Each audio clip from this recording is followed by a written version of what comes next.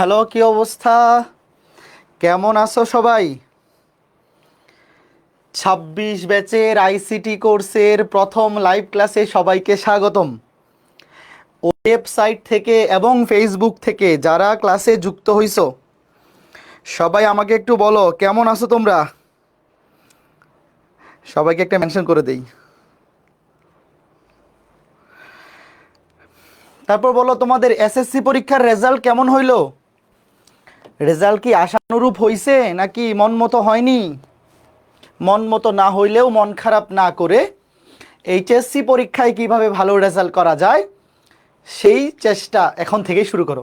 ওয়ালাইকুম আসসালাম আব্দুল্লাহ আল মাসুম, নমস্কার নিপুণ রয়, ওয়ালাইকুম আসসালাম শাফি, জাকিয়া, সিয়াম, ভালো আছি, সালমান, প্রহর, রোজা, মারুফ, আমি ভালো আছি। তোমরা সবাই কেমন আছো বলো। এই ওয়েবসাইট থেকে যারা যুক্ত হইছো তোমরা কি অডিও এবং ভিডিও ঠিকমতো দেখতে পারতেছো? আজকে যেহেতু আমাদের প্রথম লাইভ ক্লাস, ওয়েবসাইটে ক্লাসে যারা ঢুকছো তোমাদের যদি অসুবিধা হয়, অনেকে হয়তো ভিডিও অ্যাক্সেস অন করতে অসুবিধা হয়, অনেকে আবার মাইক্রোফোনের অ্যাক্সেস দেয় না, এই জন্যে অডিও ভিডিও যদি দুইটা প্রথম ক্লাসে অসুবিধা হয় কারো ওয়েবসাইটে, তোমরা ফেসবুক থেকে ক্লাস করো। ফেসবুক থেকে ক্লাস করতে কোনো অসুবিধা হবে না, হ্যাঁ। আর যাদের কোনো সমস্যা হচ্ছে না, ওকে ফাইন, খুব সুন্দর। ওকে, তো আমরা শুরু করি। হ্যাঁ, আমি দেখতে পাচ্ছি ইতিমধ্যে আমাদের ওয়েবসাইটে যুক্ত হয়েছে ৭৪ জন এবং ফেসবুক থেকে দেখতেছে ১৩৯ জন। ওকে, মোটামুটি অনেক স্টুডেন্ট চলে আসছো। তো আশা করতেছি তোমাদের সবার এসএসসি পরীক্ষার রেজাল্ট আশানুরূপ হয়েছে। যাদের হয়নি তোমরা এইচএসসিতে ভালো করার টার্গেট আজকে থেকেই শুরু করো। এইচএসসিতে যদি ভালো করতে পারো তাহলে এসএসসি রেজাল্ট যদি খারাপও হয়ে থাকে ওইটা ওভারকাম করে ফেলা সম্ভব। এইচএসসি রেজাল্ট ভালো থাকলেই তুমি যে কোনো ইঞ্জিনিয়ারিং ভার্সিটিতে বা মেডিকেলে, মানে ওই এইচএসসিটাই মেইন হিসেবে ক্যারি করবে তোমার রেজাল্টটা। হ্যাঁ, ওকে, তো ঠিক আছে, আমরা শুরু করবো। হ্যাঁ, আমি ভালো আছি। আচ্ছা, তো আজকে আমরা শুরু করব। আমরা ওরিয়েন্টেশন ক্লাস ইতিমধ্যেই নিয়ে নিছি। তো ওরিয়েন্টেশন ক্লাসটা যারা করছো তোমরা ইতিমধ্যেই জানো যে আমরা আইসিটির 6টা চ্যাপ্টার কোন সিরিয়ালে পড়াবো। শুরু হবে তৃতীয় অধ্যায় দিয়ে।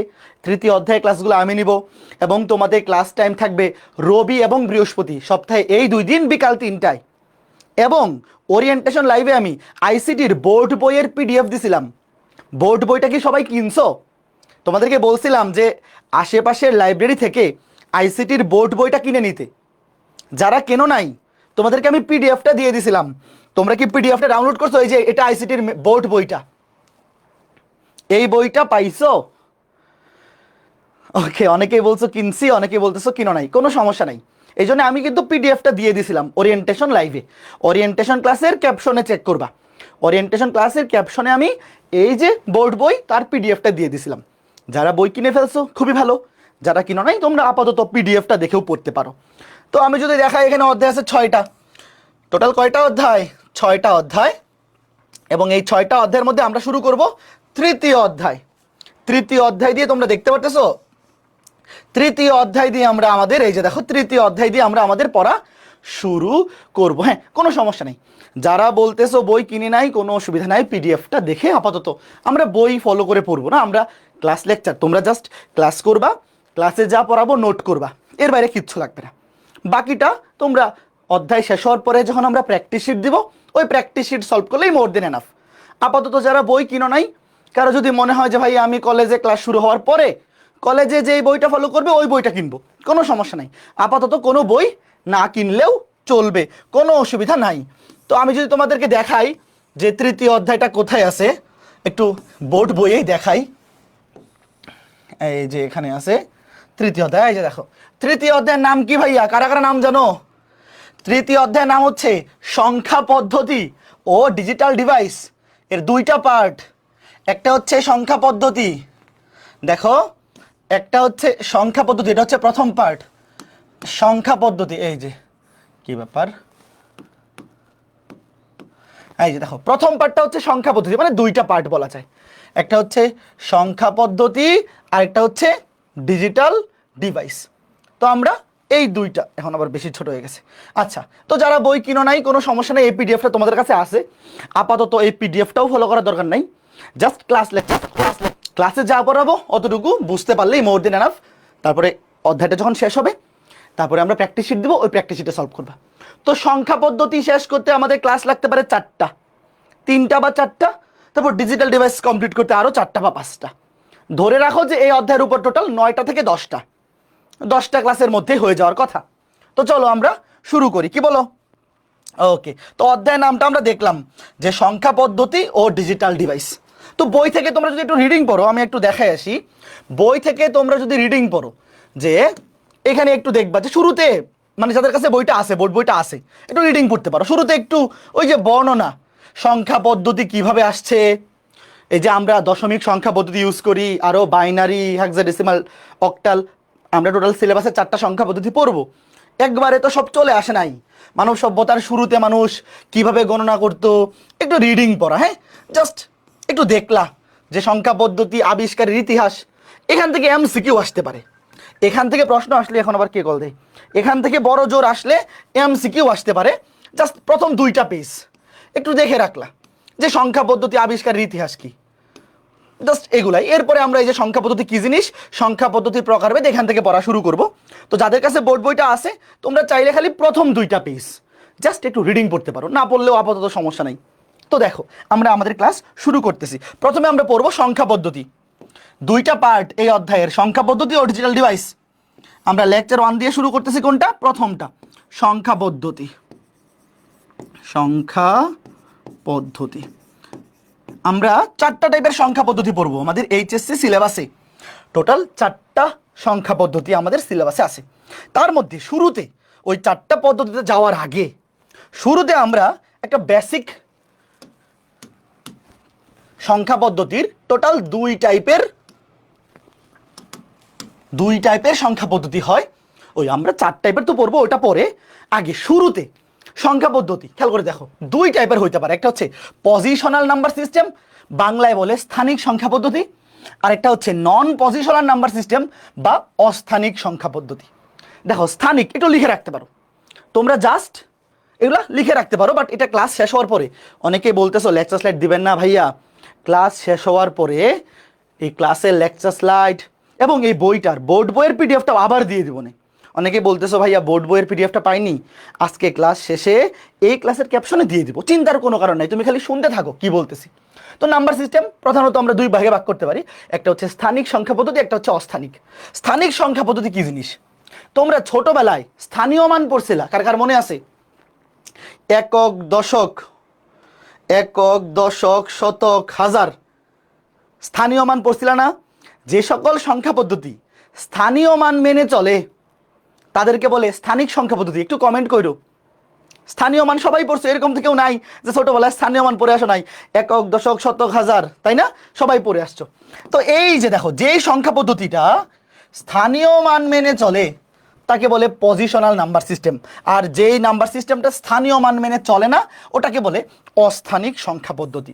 খেয়াল করে দেখো, আমি যদি শুরুতেই তোমাকে বলি, মনে করো যে কোনো একটা সংখ্যা, আমরা এখন পড়বো কোনটা? শুরুতে পড়বো এই যে এটা, স্থানিক সংখ্যা পদ্ধতি বা পজিশনাল নাম্বার সিস্টেম। ধরো আমি তোমাকে বললাম একটা সংখ্যা 125, দশমিক সংখ্যা পদ্ধতি। আমরা যে সংখ্যা পদ্ধতি ইউজ করি সেটা হচ্ছে দশমিক সংখ্যা পদ্ধতি। তাহলে এই যে 5, এটা কি এককের ঘরের অঙ্ক? এটা হচ্ছে একক, এটা দশক, এটা শতক। এই যে 5, আমি যদি তোমাকে জিজ্ঞেস করি এই 5-এর স্থানীয় মান কত, কি বলবা? 5-এর স্থানীয় মান কত? 5 ইন্টু, এটা হচ্ছে একক স্থানীয় অঙ্ক, একক মানে 1 দিয়ে গুণ, তাহলে 5 একে 5, মানে 5-এর ভ্যালু হচ্ছে 5, কারণ তার স্থানীয় মান হচ্ছে একক, 1 দিয়ে গুণ। এই যে 2, বলো তো এই 2-এর স্থানীয় মান কত? 2 ইন্টু, সে হচ্ছে দশকের ঘরের অঙ্ক, 10 দিয়ে গুণ, 10 দুগুণে 20। এই যে 1, এই 1-এর স্থানীয় মান কত? এই 1-এর স্থানীয় মান হচ্ছে শতক, 100 দিয়ে গুণ, তাহলে এই যে দেখো 100।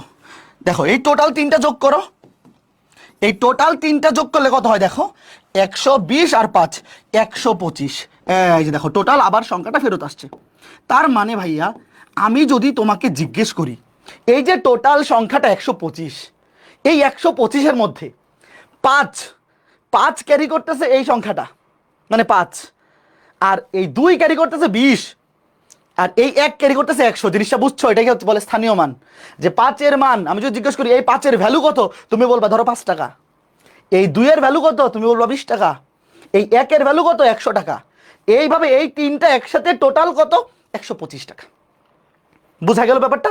তো এই যে একক, দেখো এই একককে জিনিসটা এইভাবে লিখে, তোমরা যখন বই খুলবা দেখবা বইয়ের মধ্যে জিনিসটাকে এইভাবে লিখে, এই যে এক, দেখো এইভাবে লিখে, মনে করো যে 125, এই যে 5, এককের ঘর মানে হচ্ছে 10 টু দি পাওয়ার, দেখো দশমিক সংখ্যা না, আমরা যে সংখ্যা পদ্ধতি ইউজ করি এটা হচ্ছে দশমিক সংখ্যা পদ্ধতি, মানে তার ভিত্তি হচ্ছে 10, মানে মৌলিক অঙ্ক 10টা।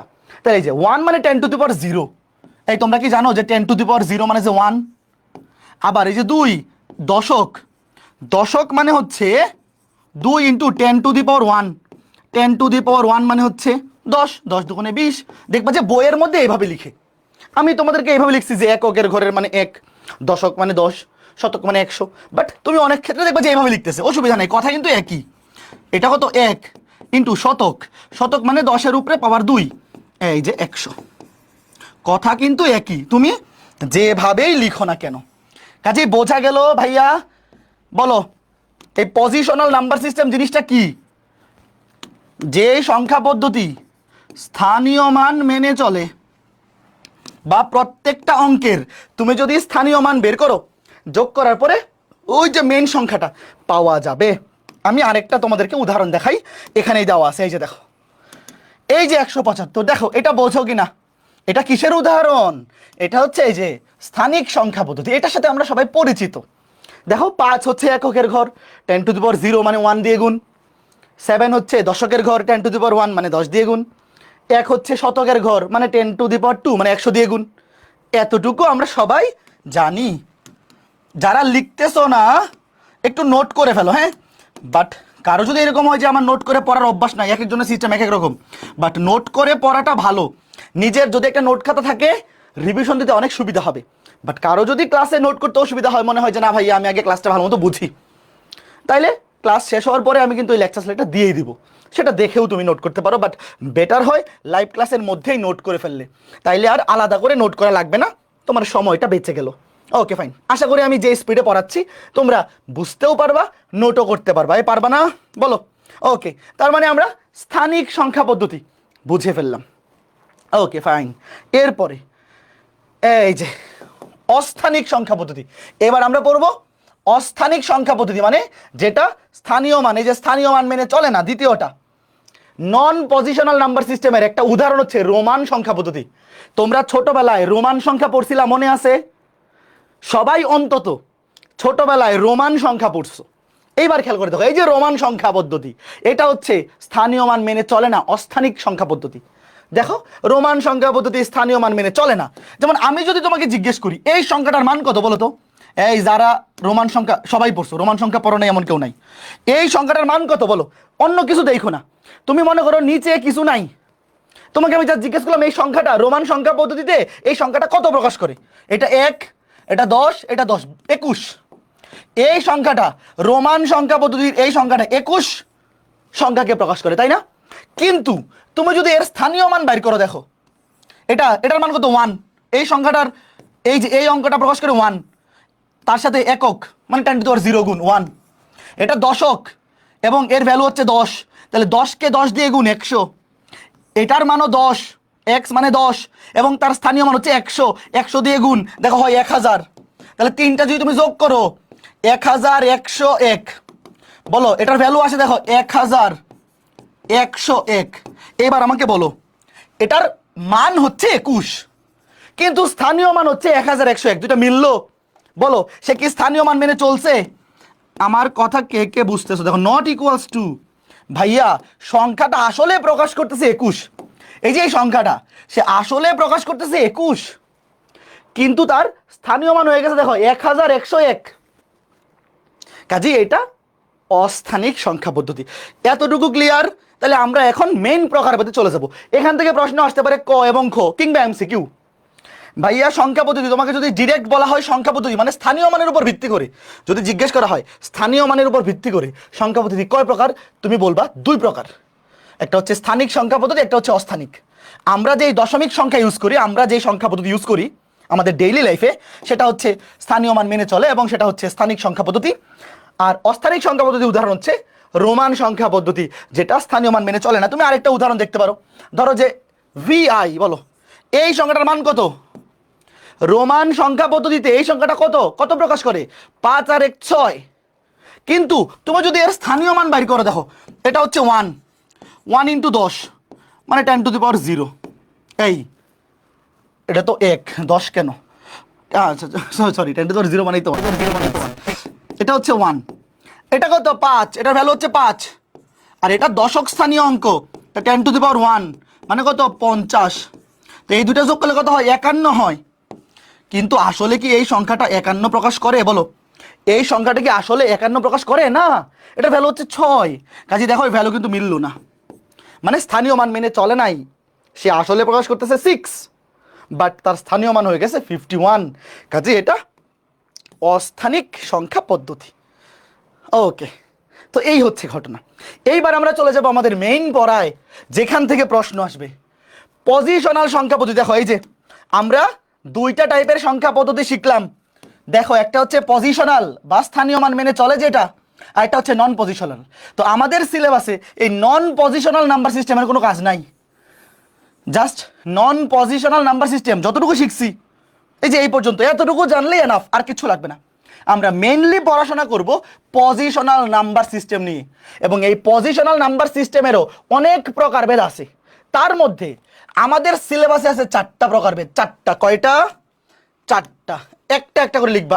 এই দেখো, পজিশনাল সংখ্যা পদ্ধতির কিন্তু আরো অনেক সিস্টেম আছে, বাট আমরা শিখবো কয়টা? আমাদের এইচএসসি সিলেবাসে আছে এই 4টা।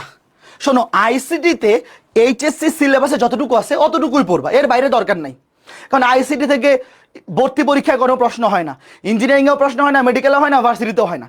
জাস্ট 2-1টা ইউনিভার্সিটিতে, যেমন রাজশাহীতে মনে হয় 3 নাম্বার আসে, বা জাহাঙ্গীরনগরে 3 নাম্বার, এরকম। মানে 99.99 ইউনিভার্সিটিতে আইসিটি থেকে কোনো প্রশ্ন হয় না। কাজেই তোমার একাডেমিকে জাস্ট জিপিএ 5 পাওয়ার জন্য আইসিটিতে যতটুকু দরকার, ধরো যে 75-75, একাডেমিকে যতটুকু দরকার অতটুকুই পড়বা। এর বাইরে এক্সট্রা এই সাবজেক্ট নিয়ে মাথা ঘামানোর দরকার নাই। তুমি বাকি টাইমটা ফিজিক্স, কেমিস্ট্রি, ম্যাথ, বায়োলজি ওই সাবজেক্টগুলোতে ইউজ করো। আইসিটি নিয়ে জাস্ট ক্লাসে যা পড়াবো অতটুকু বললেই হবে। তো দেখো, পজিশনাল সংখ্যা পদ্ধতির আমরা 4টা প্রকারভেদ শিখবো। শুরুতে হচ্ছে দশমিক সংখ্যা পদ্ধতি। ভাইয়া, দশমিক সংখ্যা পদ্ধতি কি? আমরা আমাদের দৈনন্দিন জীবনে যে সংখ্যা পদ্ধতি ইউজ করি সেটাই হচ্ছে দশমিক সংখ্যা পদ্ধতি। এই আমরা যে 1 2 3 4 5 6 7 8 9 10 11 12 13 এই সংখ্যা পদ্ধতি ইউজ করি, এই সংখ্যা পদ্ধতির মৌলিক অঙ্ক কয়টা বলো তো? আমরা আমাদের এই দশমিক সংখ্যা পদ্ধতি তোমরা সবাই চেনো, আমরা আমাদের ডেইলি লাইফে ইউজ করি। এর মৌলিক অঙ্ক কয়টা? 10টা, 0 থেকে 9 পর্যন্ত। তো একটা সংখ্যা পদ্ধতির মৌলিক অঙ্ক যতগুলা, সেটাকেই বলে ওই সংখ্যা পদ্ধতির ভিত্তি। খেয়াল করে দেখো, এই যে দশমিক সংখ্যা পদ্ধতি, এর ভিত্তি হচ্ছে 10। ভিত্তি 10 কেন? ভিত্তি 10 কেন? ভিত্তি 10 কারণ হচ্ছে তার মৌলিক অঙ্ক 10টি। তার ভিত্তি 10। তুমি তো জিজ্ঞেস করতে পারো, ভাই এর ভিত্তি 10 কেন? কারণ এর মৌলিক অঙ্ক কয়টি? 10টি। এই মৌলিক অঙ্ক 10টি কি কি? 0 থেকে 9 লিখে ফেলি। 0 1 2 3 4 5 6 7 8 9। বলো, আমরা আমাদের দৈনন্দিন জীবনে যে আমরা দশমিক সংখ্যা পদ্ধতি ইউজ করি, এই 10টা মৌলিক অঙ্কের বাইরে যে কোনো সংখ্যা প্রকাশ করতে আর কোনো মৌলিক অঙ্ক আমরা ইউজ করি? বলো, এই 10টার বাইরে কিন্তু আমরা কোনো মৌলিক অঙ্ক ইউজ করি না। ঠিক আছে, একজন বলছে ওয়েব অ্যাপে ক্লাস প্রবলেম হচ্ছে। কারো যদি ওয়েব অ্যাপে ক্লাস প্রবলেম হয়, তোমরা ফেসবুক থেকে দেখো। যেহেতু আজকে প্রথম ক্লাস, আমার এন্ড থেকে ঠিক আছে, বাট তোমাদের যদি কোনো ডিভাইস প্রবলেম থাকে তোমরা ফেসবুক থেকে দেখো। কারণ ওয়েব অ্যাপে ক্লাস করতে কিন্তু ভালো স্টেবল নেটওয়ার্ক লাগে। ইন্টারনেট স্পিড যদি তোমার কম হয় তাহলে তুমি ফেসবুক থেকে দেখো। হ্যাঁ, ওকে ফাইন। এইবার দেখো, বাইনারি সংখ্যা পদ্ধতির ভিত্তিগত, বাইনারি মানে 2, ভিত্তি 2। কারণ কি? কারণ মৌলিক অঙ্ক 2টি। আচ্ছা বলো, মৌলিক অঙ্ক 2টা, তার মৌলিক অঙ্ক কি কি হবে? দেখি তো কে কে পারে।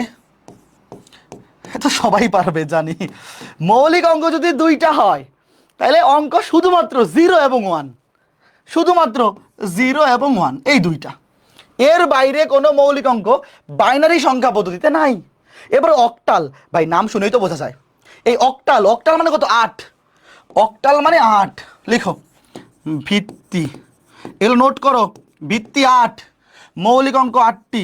তোমার নোট খাতায় যাতে সবগুলো লেখা থাকে, পরীক্ষার আগে শুধু নোট খাতা রিভিশন দিয়ে যাবা। মৌলিক অঙ্ক 8টি। তাহলে কি কি হবে? 0 থেকে 7 পর্যন্ত, 0 1 2 3 4 5 6 7। দেখো 7-এ গিয়ে থেমে যাবা, কারণ 0 থেকে 7 পর্যন্তই কিন্তু 8টা অঙ্ক হয়ে গেছে। এরপরে হেক্সাডেসিমাল, বলো তো হেক্সাডেসিমাল মানে কত? হেক্সাডেসিমাল, ডেসিমাল মানে 10, আর হেক্সা মানে আরো 6 মানে 16। হেক্সাডেসিমাল মানে 10-এর পরে আরো 6, তাইলে ভিত্তি 16।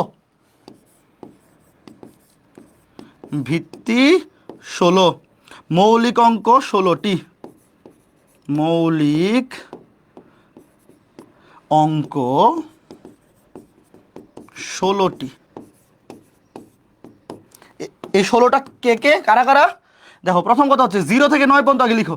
0 1 2 3 4 5 6 7 8 9। কয়টা হইলো বলো? 0 থেকে 9 পর্যন্ত কয়টা হইলো? 10টা হইলো। আরও আছে 6টা। তারা কারা? Capital A B C D E F. A B C D E F. এই যে এই 16টা লিখো। ক্যাপিটাল লেটার কিন্তু, কেউ আবার স্মল লেটার দিও না। 0 থেকে 9 এখানে 10টা, এরপরে 6টা capital letter, capital A B C D F.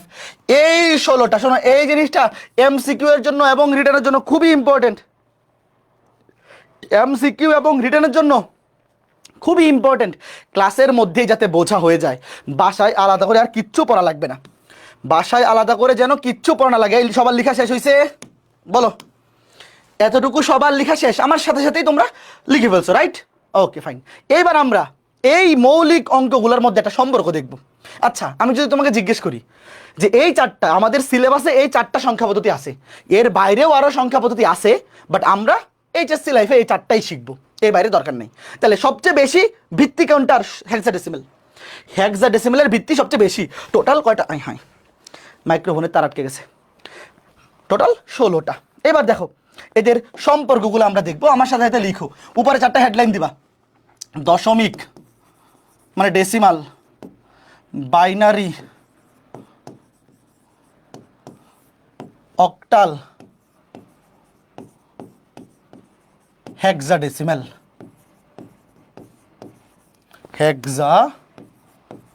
Hexadecimal. দেখো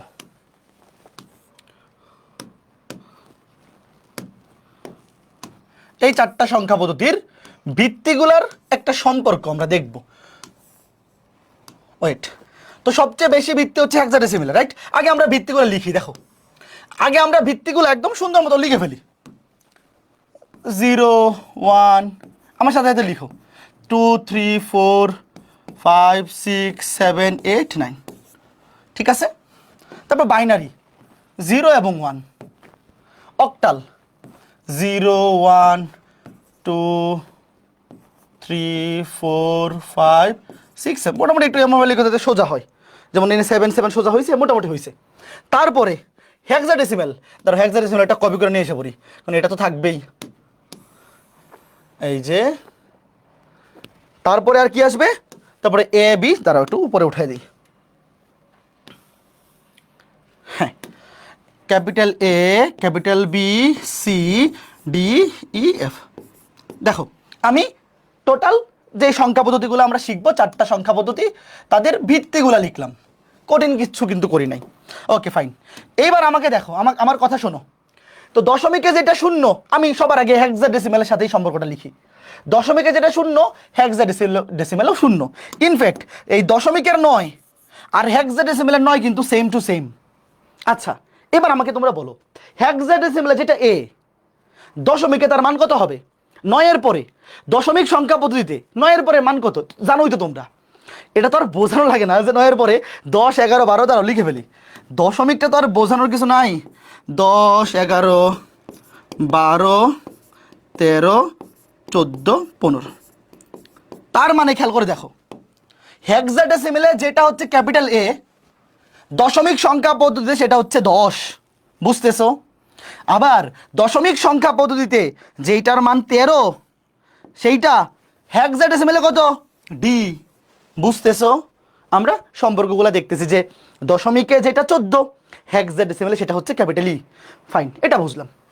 এইবার আমাকে তোমরা আগে আমরা এটা লিখি, দেখো 7 অক্টাল, বলো অক্টালে 0 থেকে 7 এরপরে 8 কি লেখা যাবে বলো?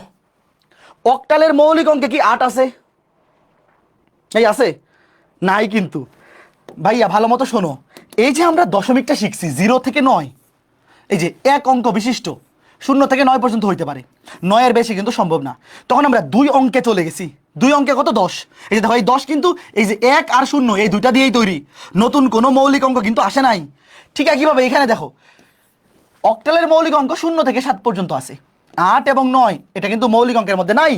তো যেখানে মৌলিক অঙ্ক শেষ তারপরে চলে যেতে হবে 2 স্থানীয় মান, মানে 2 ঘরে। তাহলে 2 ঘরে কত হবে? 10, 1 আর 0 10, তারপরে 11, তারপরে 12, তারপরে 13, তারপরে 14, তারপরে 15, তারপরে 16। হইলো? কয়টা হইলো? এই যে দেখো 8-এর সাথে 10, 9-এর সাথে এইটা, এর সাথে এইটা, বের সাথে এইটা, সি এর সাথে এইটা, ডি এর সাথে এইটা। আচ্ছা একটু উপরে উঠে যায়, দাঁড়াও একটু বড় করে লিখবে, আরো একটা আসবে। এই যে 16, তারপরে আরেকটা আসবে 17। এই যে দেখো। আচ্ছা তাহলে এফ এর দেখো, এফ এর জন্য 17, দশমিকে যেটা 15, অক্টালে সেটা 17 এবং হেক্সাডেসিমেলে সেটা ক্যাপিটাল এফ। আচ্ছা আমি যদি তোমাকে জিজ্ঞেস করি 17-র পরে কত হবে, তোমাকে যদি তোমার কোনো এক বন্ধু জিজ্ঞেস করে যে 17 এর পরে অক্টাল সংখ্যা পদ্ধতির পরের সংখ্যাটা কত, 18 কিন্তু লিখতে পারবে না, কারণ অক্টালে 8 এবং 9 এই দুইটা মৌলিক অঙ্ক, 20 হবে। Very good. তারপরে 20, তারপরে 21, 22, 23, 24, 25, 26, 27, তারপরে 28 হবে না, 28-এর পরে চলে যাবে 30, তারপরে একইভাবে 37, তারপর 38, 39 হবে না, তারপরে 40। তোমরা কি ঘটনা বুঝতেছো? ফাইন। এইবার আমাকে বলো, এই যে বাইনারি সংখ্যা পদ্ধতি 0 এবং 1, এরপরে কি 2 লেখা যাবে কিংবা 3 লেখা যাবে? যাবে না। তাইলে 0 এবং 1 মৌলিক অঙ্ক শেষ, এক ঘর বিশিষ্ট অঙ্কগুলা মৌলিক অঙ্কের মধ্যে সীমাবদ্ধ, চলে যাইতে হবে 2 ঘরে। 2 ঘরে কত হবে? 10। তারপরে কত হবে? 10-এর পরে কত? 11। এখন বলো 12 লিখতে পারবো? এই 11-র পরে কি 12 লিখতে পারবো? 2 কি মৌলিক অঙ্কের মধ্যে আছে? বাইনারি সংখ্যা পদ্ধতির মৌলিক অঙ্ক হচ্ছে 0 এবং 1। তুমি যত সংখ্যায় লিখো 0 এবং 1-এর বাইরে অন্য কোনো অঙ্ক তুমি ইউজ করতে পারবে না, কাজেই 12 লেখা যাবে না। তাহলে দেখো 2 অঙ্ক বিশিষ্ট 10, 11 শেষ, 1 1। এরপরে কিন্তু আর সম্ভব না। এইবার চলে যাইতে হবে 3 অঙ্ক বিশিষ্ট। 3 অঙ্ক বিশিষ্ট মানে কত? 100। 11-র পরে 100, এরপরে 101। দেখো এরপরে কত? 100। দেখো এই যে আমরা একটু সিরিয়াল করে লিখি, এই যে দেখো এটা সোজা, এই যে এই যে এই যে এই যে একটু নিচে নামাই দেই, মানে সিরিয়ালটা দেখে যেতে বোঝা যায় যে কোনটার সাথে কোনটা আছে। এটা 4-এর জন্য গেল। 100-র পরে কত হবে? 101। 101-এর পরে কত? 110। এরপরে 111। আচ্ছা বলো, যখন 111 লিখে ফেলছি, 111-র পরে আর 3 অঙ্ক বিশিষ্ট আর কোনো সংখ্যা আছে? শোনো, বাইনারি সংখ্যা পদ্ধতিতে যখনই 2টা 1 চলে আসবে, দেখো এই যে ডাবল 1, তার মানে 2 অঙ্ক বিশিষ্ট এটাই সর্বোচ্চ সংখ্যা। এরপরে 3 ঘরে চলে যেতে হবে। যখন এই যে 111 চলে আসছে, এটাই সর্বোচ্চ, আর নাই। এখন 4 ঘরে চলে যেতে হবে, 4 ঘর। এটার পরে কত? 1000। তারপরে কত? 1001। তারপরে কত? 1010। তারপরে কত? 1011। এরপরে কত? 1100। এরপরে কত? 1101। এরপরে কত? 1110। এরপরে কত? একটু ছোট করি, বুঝতে সুবিধা হবে। এরপরে 1111 শেষে। এই যে 1111 হচ্ছে 4 অঙ্ক বিশিষ্ট সর্বোচ্চ সংখ্যা। 4 অঙ্ক বিশিষ্ট সর্বোচ্চ সংখ্যা। বলো, এই যে আমাদের 4টা সংখ্যা পদ্ধতির যে মৌলিক অঙ্কগুলো আছে, এই মৌলিক অঙ্কগুলার করেসপন্ডিং অন্য সংখ্যা পদ্ধতির ভ্যালু আমরা বাইর করা শিখলাম। এই পর্যন্ত তো কি এখন তোমরা লিখতে পারবা? অনেকের কাছে এইটা হয়তো কঠিন লাগতেছে, আসলে কঠিন না। তোমার কাছে ধরো অঙ্ক আছে শুধু 2টা, 0 এবং 1। তুমি যত সংখ্যায় লিখো এই 2টা অঙ্ক ছাড়া অন্য কোনো অঙ্ক তুমি ইউজ করতে পারবা না। তো এইটা দিয়ে তুমি যদি লিখে যাইতে থাকো, এর বাইরে আর কোনো সুযোগ নাই। ঠিক বোঝা গেল এই পর্যন্ত? যে এই যে ভাইয়া আমাদের চারটা সংখ্যা পদ্ধতি, এই চারটা সংখ্যা পদ্ধতির যে মৌলিক অঙ্কগুলো আছে এই মৌলিক অঙ্কগুলার আমরা করেসপন্ডিং অন্য সংখ্যা পদ্ধতির কি কি সংখ্যা আসবে সেটা শিখলাম। কাজে এখন যদি তোমাকে এমসিকিউতে বলে যে দশমিক সংখ্যা পদ্ধতির 12, অক্টাল সংখ্যা পদ্ধতিতে কত কত হবে দেখো, যদি কেউ জিজ্ঞেস করে দশমিকের 15, বাইনারিতে কত হবে, 4টা 1 1 1 1 1, যদি কেউ জিজ্ঞেস করে হেক্সাডেসিমালে কত হবে, ক্যাপিটাল F। তো এই চারটা এটা বেরও করা যাবে, ক্যালকুলেটর দিয়েও বের করা যায়, আবার ক্যালকুলেশন করেও বের করা যায়, বাট এই চার্টের ভ্যালুগুলো মুখস্থ রাখার ট্রাই করবা, যাতে এমসিকিউতে পরীক্ষায় যখন এমসিকিউতে আসে এগুলাই বেশিরভাগ ক্ষেত্রে আসে। তো এই মৌলিক অঙ্কগুলার করেসপন্ডিং অন্য সংখ্যা পদ্ধতির ভ্যালু কত সেটা তুমি মুখস্থ রাখার ট্রাই করবা।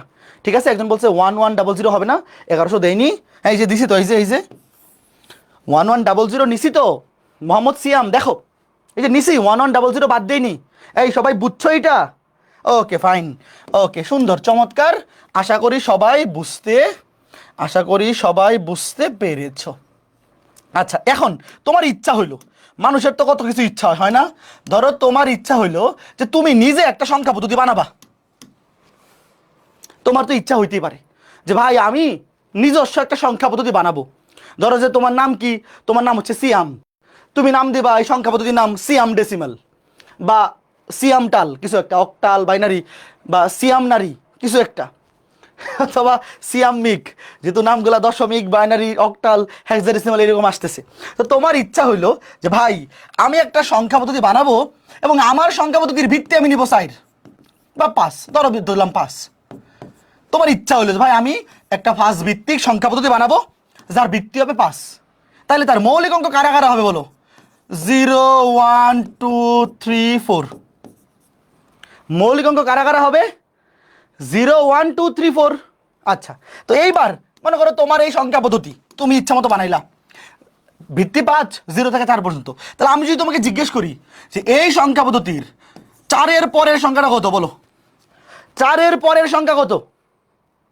এগুলো তো মৌলিক অঙ্ক, 4 তো মৌলিক অঙ্ক যেখানে শেষ এরপরে 2 ঘরে চলে যেতে হবে, 10। Very good. আসলে 10 কেন, 10 কেন একজন তো জিজ্ঞেস করতে ভাই 10 কেন? কারণ হচ্ছে তুমি মনে মনে চিন্তা করো, এটার বামে একটা 0 আছে, এটার বামেও 0 আছে, 0 আছে, 0 আছে, 0 আছে, বাম পাশে 0 তো লেখা লাগে না। তো যখন ডান পাশের অঙ্কটা ম্যাক্সিমাম হয়ে যাবে এরপরে 2 ঘরে চলে যেতে হবে এবং এই বামের অঙ্কটা 1 বাড়বে। দেখো বামের অঙ্কটা আগে ছিল 0, এইবার দিয়ে 1, এবং ডানটা আবার একদম শুরু থেকে শুরু হয়েছে, 0 থেকে শুরু, তারপরে আবার 1 1 1 2 1 3 1 4, এবার দেখো 1 4, এই দেখো আবার ডানেরটা ম্যাক্সিমাম হয়ে গেছে, 4-এর বেশি তো নাই। আবার বাম পাশেরটা একবার এই দাও 2, আবার 0 থেকে শুরু করো, এই যে 0 থেকে শুরু করো, এই যে আবার এই 0 থেকে শুরু করো। এই তোমরা কি বুঝতেছো? এই যে 2 0, এটা কে কে বুঝছো যে এই সংখ্যা পদ্ধতির পরবর্তী ভ্যালুগুলো কিভাবে আসে? এই যে 2 0, তারপরে 2 1, তারপর 2 2, তারপর 2 3, তারপর 2 4, আবার 4 ম্যাক্সিমাম হয়ে গেছে, এরপরে আসবে 3, আবার 0, আবার 3 1 3 2 3 3 3 4। কে কে বুঝছো? এইবার ঘটনা বোঝা গেছে। এখন কি তুমি তোমার ইচ্ছা মতো সংখ্যা পদ্ধতি বানাইতে পারবা? তুমি তোমার ইচ্ছা মতো একটা সংখ্যা পদ্ধতি বানাও, এখন বানায়ে ওই সংখ্যা পদ্ধতির পরবর্তী অঙ্ক কি হবে তোমার ইচ্ছা মতো লিখো, তোমার ইচ্ছা মতো লিখো, দেখি কে কে পারো। এইবার আমাকে এইখানে বলো, আমি সব মুছা দিলাম, অথবা ধরো এই যে এটা হেক্সাডেসিমাল, বলো তো এফ এর পরে কত হবে? শোনো, তোমরা তো দশমিক সংখ্যা পদ্ধতিতে সবাই পারবাই, 15 পরে 16 17 18 19 20, এটা নিয়ে তো চিন্তা নাই। বাইনারিটা কিভাবে লিখতে হয় এটাও তো দেখলা, আবার অক্টাল এটাও তো বুঝে ফেলছো যে 17-এর পরে হবে 20, তারপরে 21 22 23 24 25 26 27, তারপরে 28 হবে না কারণ এটার মৌলিক অঙ্কে 8 নাই, তারপরে আবার 30। কিন্তু সমস্যাটা হবে হেক্সাডেসিমাল নিয়ে। তো আমাকে সবাই বলো যে হেক্সাডেসিমাল পদ্ধতিতে এফ এর পরে কি হবে? হেক্সাডেসিমাল পদ্ধতিতে এফ এর পরে কি হবে? না 10 হবে না। এই 10 যারা বলতেছে 10 কেন হবে?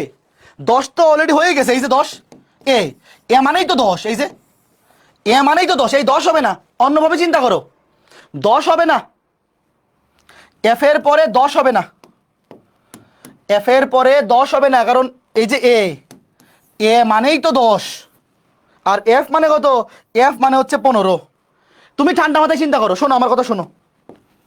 এই যে এগুলার সবগুলার বাম পাশে কি আছে মনে মনে দেখো, এটা তোমাদের দেওয়া লাগবে না, তোমরা দেখো সবগুলার বাম পাশে কি আছে? 0 আছে। এই আছে নাকি নাই? মনে মনে চিন্তা করো, আছে। এবং ডান পাশের ম্যাক্সিমামটা কত? এফ। ডান পাশেরটা ম্যাক্সিমাম এফ হয়ে গেছে, রাইট? তাহলে এখন এখন কি আর এক অঙ্কে থাকা যাবে? শোনো, বাম পাশের জিরোগুলা তো আসলে তোমাকে বোঝানোর জন্য দিছি, এটা তো এক অঙ্ক বিশিষ্ট সর্বোচ্চ সংখ্যা। তাহলে পরেরটা কি হবে? বাম পাশে 0 জায়গায় 1 হবে। এবং আবার এই যে মৌলিক অঙ্ক থেকে শুরু, আবার 0 থেকে এফ, 1 0 1 1 1 2 1 3। এই কে কে বুঝতেছো? 1 3 1 4 1 5 1 6 1 7 1 8 1 9, 1 এর এ, 1 এর বি, 1 এর সি, 1 এর ডি, 1 এর ই, 1 এর এফ। দেখো আগে 0 থেকে এফ পর্যন্ত গেছে, তারপরে তারপরে আবার 1 এর পরে 0। ও আচ্ছা, এই এতক্ষণে বুঝছি তোমরা যে 10 বলতেছিলে এটা হবে, কোনো সমস্যা নাই। বাট দেখো, আচ্ছা শোনো, ওইটা আমি এইটার বলছি। আচ্ছা দেখো, আগে লিখি। বুঝতে পারছি এটা 10ই, বাট তখন আমি বুঝতে ভুল করছিলাম। দেখো এই যে 1 1 দিয়ে শুরু হবে, আবার 0 থেকে এফ। সরি সরি সরি, দ্বারা 10 বলছিলাম, সরি। ঠিক আছে, তোমাদের ঠিক আছে, আমি এইটার 10 ভেবে ওইটা না করে দিয়েছিলাম। দেখো ওয়েট, এইবার খেয়াল করে দেখো এরপরে কত হবে বলো। এটা 0 থেকে এফ পর্যন্ত গেছে, এটা আসলে দশমিকে মান 10 না, এটার মান আসলে দশমিকে কিন্তু 10 না, কাজেই এটার 10 কিন্তু দশমিকে অন্য ভ্যালু হবে, ওটা সমস্যা নেই, ওটা পরে বলতেছি। আগে দেখো, কাজেই 0 থেকে এফ পর্যন্ত গেল, তারপরে 1 থেকে এফ পর্যন্ত, এরপরে আবার 2 দিয়ে শুরু, আবার সেম 0 থেকে 2 1 2 2 2 3 dot dot dot dot dot dot করে 2f। ঘটনা বুঝতেছো? তোমরা কি ঘটনা বুঝতেছো কিভাবে যাবে? শেষ। তাহলে একটু কে কে বুঝছো বলো? শেষ। মোটামুটি যতটুকু বললাম অতটুকু বুঝতে পারলেই আপাতত আমাদের এই কাজ কমপ্লিট, এই কাজ কমপ্লিট। আচ্ছা, তাহলে আমি যদি এখন তোমাকে জিজ্ঞেস করি, একটা খুবই সুন্দর প্রশ্ন করবো এখন, যে আমি যদি তোমাকে জিজ্ঞেস করি যে হেক্সাডেসিমেলে এক অঙ্ক বিশিষ্ট সর্বোচ্চ সংখ্যা কোনটি, তুমি কি বলবা? এফ। যদি বলি 2 অঙ্ক বিশিষ্ট সর্বোচ্চ সংখ্যা কোনটি? 2 অঙ্ক বিশিষ্ট এফ এফ, ভেরি গুড। কে এটা? আনহা, ভেরি গুড। ডাবল এফ, 2 অঙ্ক বিশিষ্ট সর্বোচ্চ সংখ্যা এভাবে যাইতে থাকবে। দেখো প্রথমে 0-র সাথে এফ, এটা 1 অঙ্ক বিশিষ্ট সর্বোচ্চ সংখ্যা, তারপরে 1 এর সাথে এফ আসবে, 2 এর সাথে এফ আসবে, তারপর 3 যেতে দেখো, প্রথমে 1 শেষ হইলো, 1 এর সাথে এফ, তারপরে 2 এর সাথে এফ, তারপরে 3 এর সাথে এফ, 4 এর সাথে এফ, 5 এর সাথে এফ, এভাবে লাস্টে গিয়ে এফ এর সাথে এফ, এফ এর সাথে এফ। এটা হবে 2 অঙ্ক বিশিষ্ট সর্বোচ্চ সংখ্যা। কে কে বুঝছো? যারা বুঝো নাই আবার বলতেছি, শোনো, যে ভাই প্রথমে 0-র সাথে এফ, এটা 1 অঙ্ক বিশিষ্ট সর্বোচ্চ সংখ্যা, কারণ বাম পাশে 0 তো কাউন্ট করা লাগে না।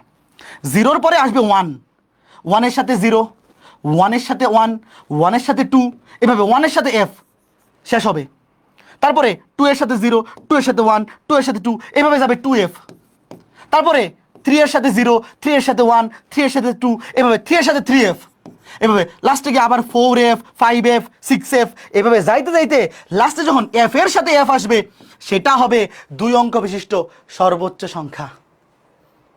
এখন আমাকে বলো এটার পরে সংখ্যা কত হবে? এই ডাবল এফ এর পরে সংখ্যা কত? ডাবল এফ এর পরে কি আর 2 অঙ্ক বিশিষ্ট সংখ্যা আছে? ডবল এফ এর পরে আর 2 অঙ্ক বিশিষ্ট সংখ্যা নাই।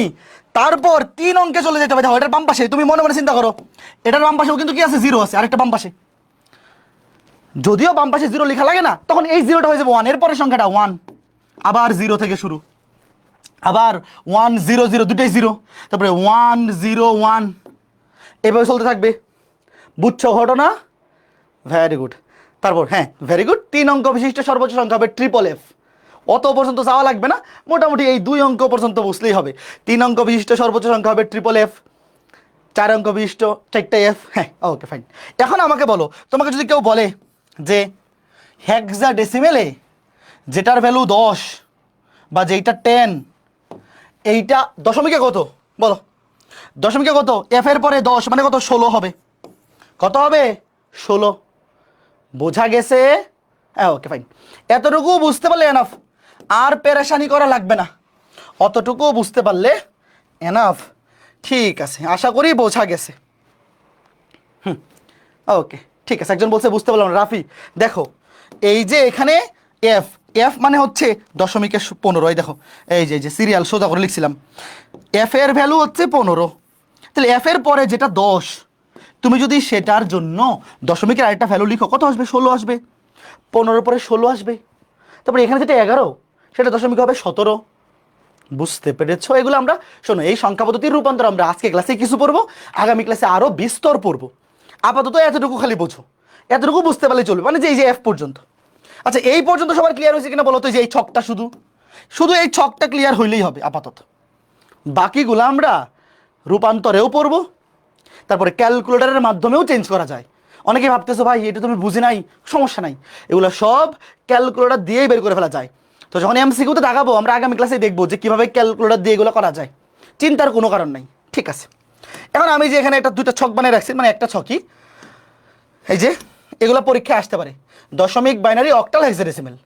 0 থেকে এখানে আছে 8 পর্যন্ত, এখানে আছে এই যে এফ পর্যন্ত, মানে টোটাল 16টা। সবচেয়ে বেশি ভিত্তি হচ্ছে হেক্সাডেসিমেল, একদম এফ পর্যন্ত। এফ পর্যন্ত রিলেটেড অন্য সংখ্যা পদ্ধতিগুলা। এই যে এফ পর্যন্ত, এফ পর্যন্ত দশমিক হচ্ছে 15। মানে যে এই ছকটাই, আমি যেই ছকটা তোমাকে এখানে লিখে দিছি, ওই ছকটাই এখানে আগানো আছে। তুমি চাইলে এখানে দেখতে পারো, এখানে দেখতে পারো। এবং এই ছকের এই যে এফ পর্যন্ত, হেক্সাডেসিমেল এফ পর্যন্ত বা দশমিকে 15 পর্যন্ত, এগুলো মুখস্থ রাখবা, ঠিক আছে? এগুলো মুখস্থ রাখবা যাতে পরীক্ষায় এমসিকিউতে আসলে তুমি ডিরেক্ট দেখাই ফেলতে পারো, ক্যালকুলেটরের সাহায্য নেওয়া না লাগে। এখন সংখ্যা পদ্ধতির রূপান্তর দেখো, সংখ্যা পদ্ধতির রূপান্তরে আমরা কি শিখব? এই যে মাত্র যে জিনিসটা শিখলাম, রূপান্তরে আমরা শিখবো। ধরো তোমাকে একটা সংখ্যা পদ্ধতি দিয়ে দিল, ধরো তোমাকে বললো যে দশমিক সংখ্যা, ধরো দশমিক সংখ্যা, ধরো যে 12। এই 12 বাইনারিতে কত হবে? বাইনারিতে কত হয়েছে? এই সংখ্যাটা 1100। অক্টালে কত হবে? অক্টালে হবে 14। তারপরে হেক্সাডেসিমেলে কত হবে? হেক্সাডেসিমেল হবে সি। এইভাবে একটা সংখ্যা পদ্ধতির করেসপন্ডিং অন্য আরেকটা সংখ্যা পদ্ধতির, এই চারটার মধ্যে আমাদের সিলেবাসে এই চারটা সংখ্যা পদ্ধতি আছে: দশমিক, বাইনারি, অক্টাল, হেক্সাডেসিমেল। একটা থেকে আরেকটাতে রূপান্তর, ঠিক আছে? Okay fine. এখন আমরা এই রূপান্তরগুলো শিখবো। এখানে তো অনেক ছোট, দেখো এখানে তো আমরা 15 পর্যন্ত শিখছি মাত্র, যে 15-র করেসপন্ডিং বাইনারি ভ্যালু হচ্ছে 4টা 1, অক্টাল হচ্ছে 17, আর হেক্সাডেসিমেল হচ্ছে ক্যাপিটাল এফ। বাট পরীক্ষায় তো অনেক বড় বড় ভ্যালু আসতে পারে, পরীক্ষায় অনেক বড় বড় ভ্যালু আসতে পারে। তো আমরা শিখব এই চারটা সংখ্যা পদ্ধতির একটা থেকে আরেকটাতে রূপান্তর করা। টোটাল 12টা টাইপ হবে। চারটা সংখ্যা পদ্ধতির যে কোনো একটা থেকে আরেকটা, টোটাল 12টা টাইপ হইতে পারে। আজকে আমরা ধরো 3টা বা 4টা শিখে ফেলবো, তাহলে আগামী ক্লাসে আমাদের সংখ্যা পদ্ধতি রূপান্তর শেষ। এবং এইটা কিন্তু এই অধ্যায়ের সবচেয়ে বেশি ইম্পর্টেন্ট টপিক, ভালো মতো বুঝবা। এটা এমসিকিউতেও আসে, রিটেনেও আসে। এমসিকিউতে আসলে তুমি ডিরেক্ট ক্যালকুলেটর করে ফেলতে পারো, ভেরি ভেরি ইম্পর্টেন্ট। এখান থেকে পরীক্ষায় প্রশ্ন আসবেই, মাস্ট। এগুলো যদি এমসিকিউতে আসে, তাহলে তুমি ডিরেক্ট ক্যালকুলেটর দিয়ে করবা, আগামী ক্লাসে দেখাবো। বাট এগুলো আসবে রিটেনে, রিটেনে তো ডিরেক্ট ক্যালকুলেটর দিয়ে অ্যান্সার লিখলে তুমি ফুল মার্কস পাবা না। কাজে আমাদের এটা একদম ভালো মতো রিটেন প্রসিডিউর সহ শিখতে হবে। যেমন শুরুতেই দেখো, দশমিক থেকে বাইনারিতে রূপান্তর লিখো, টাইটেল দাও দশমিক থেকে বাইনারিতে রূপান্তর। তোমাকে ধরো একটা সংখ্যা দশমিকে দিয়ে দিল, তোমাকে বললো বাইনারিতে কনভার্ট করো। যেমন এই যে একটা সংখ্যা দেখো 99, দেখো 99 দিয়ে ব্র্যাকেট দিয়ে নিচে 10 দিছে, এটার মানে হচ্ছে এটা দশমিক সংখ্যা। 99 এটা তো দশমিকও হইতে পারে, আবার হেক্সাডেসিমেলও হইতে পারে। এই 99 কিন্তু বাইনারিতে পসিবল না, অক্টালেও পসিবল না, বাট হেক্সাডেসিমেলে পসিবল।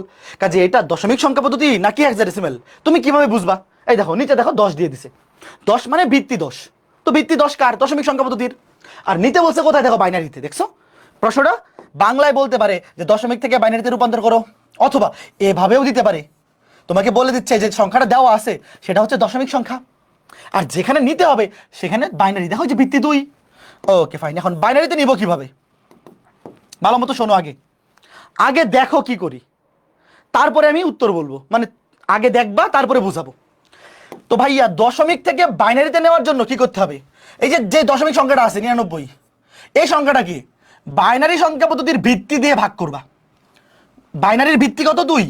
যেটাতে যেই পদ্ধতিতে কনভার্ট করবা, কিসে কনভার্ট করবা? বাইনারিতে, তার ভিত্তি দিয়ে ভাগ করবা। তা আমাকে বলো 99কে 2 দিয়ে ভাগ করলে কত হয়? ভাগশেষ কত? 99কে 2 দিয়ে ভাগ করলে ভাগশেষ হচ্ছে 49, ভাগফল হচ্ছে 49, আর ভাগশেষ কত? 1। ভাগশেষগুলো ডান পাশে লিখবা, ভালো মতো বুঝছো। 49 দুগুণে 98, আর 1 হচ্ছে ভাগশেষ। ভাগশেষগুলো ডান পাশে লিখবা, এটা দাগ দিয়ে যেভাবে, এবার একটা দাগ দিয়ে ভাগশেষগুলো লিখলা 1। এবার আবার 49কে 2 দিয়ে ভাগ করো, 24 দুগুণে 48, আবার ভাগশেষ থাকে 1।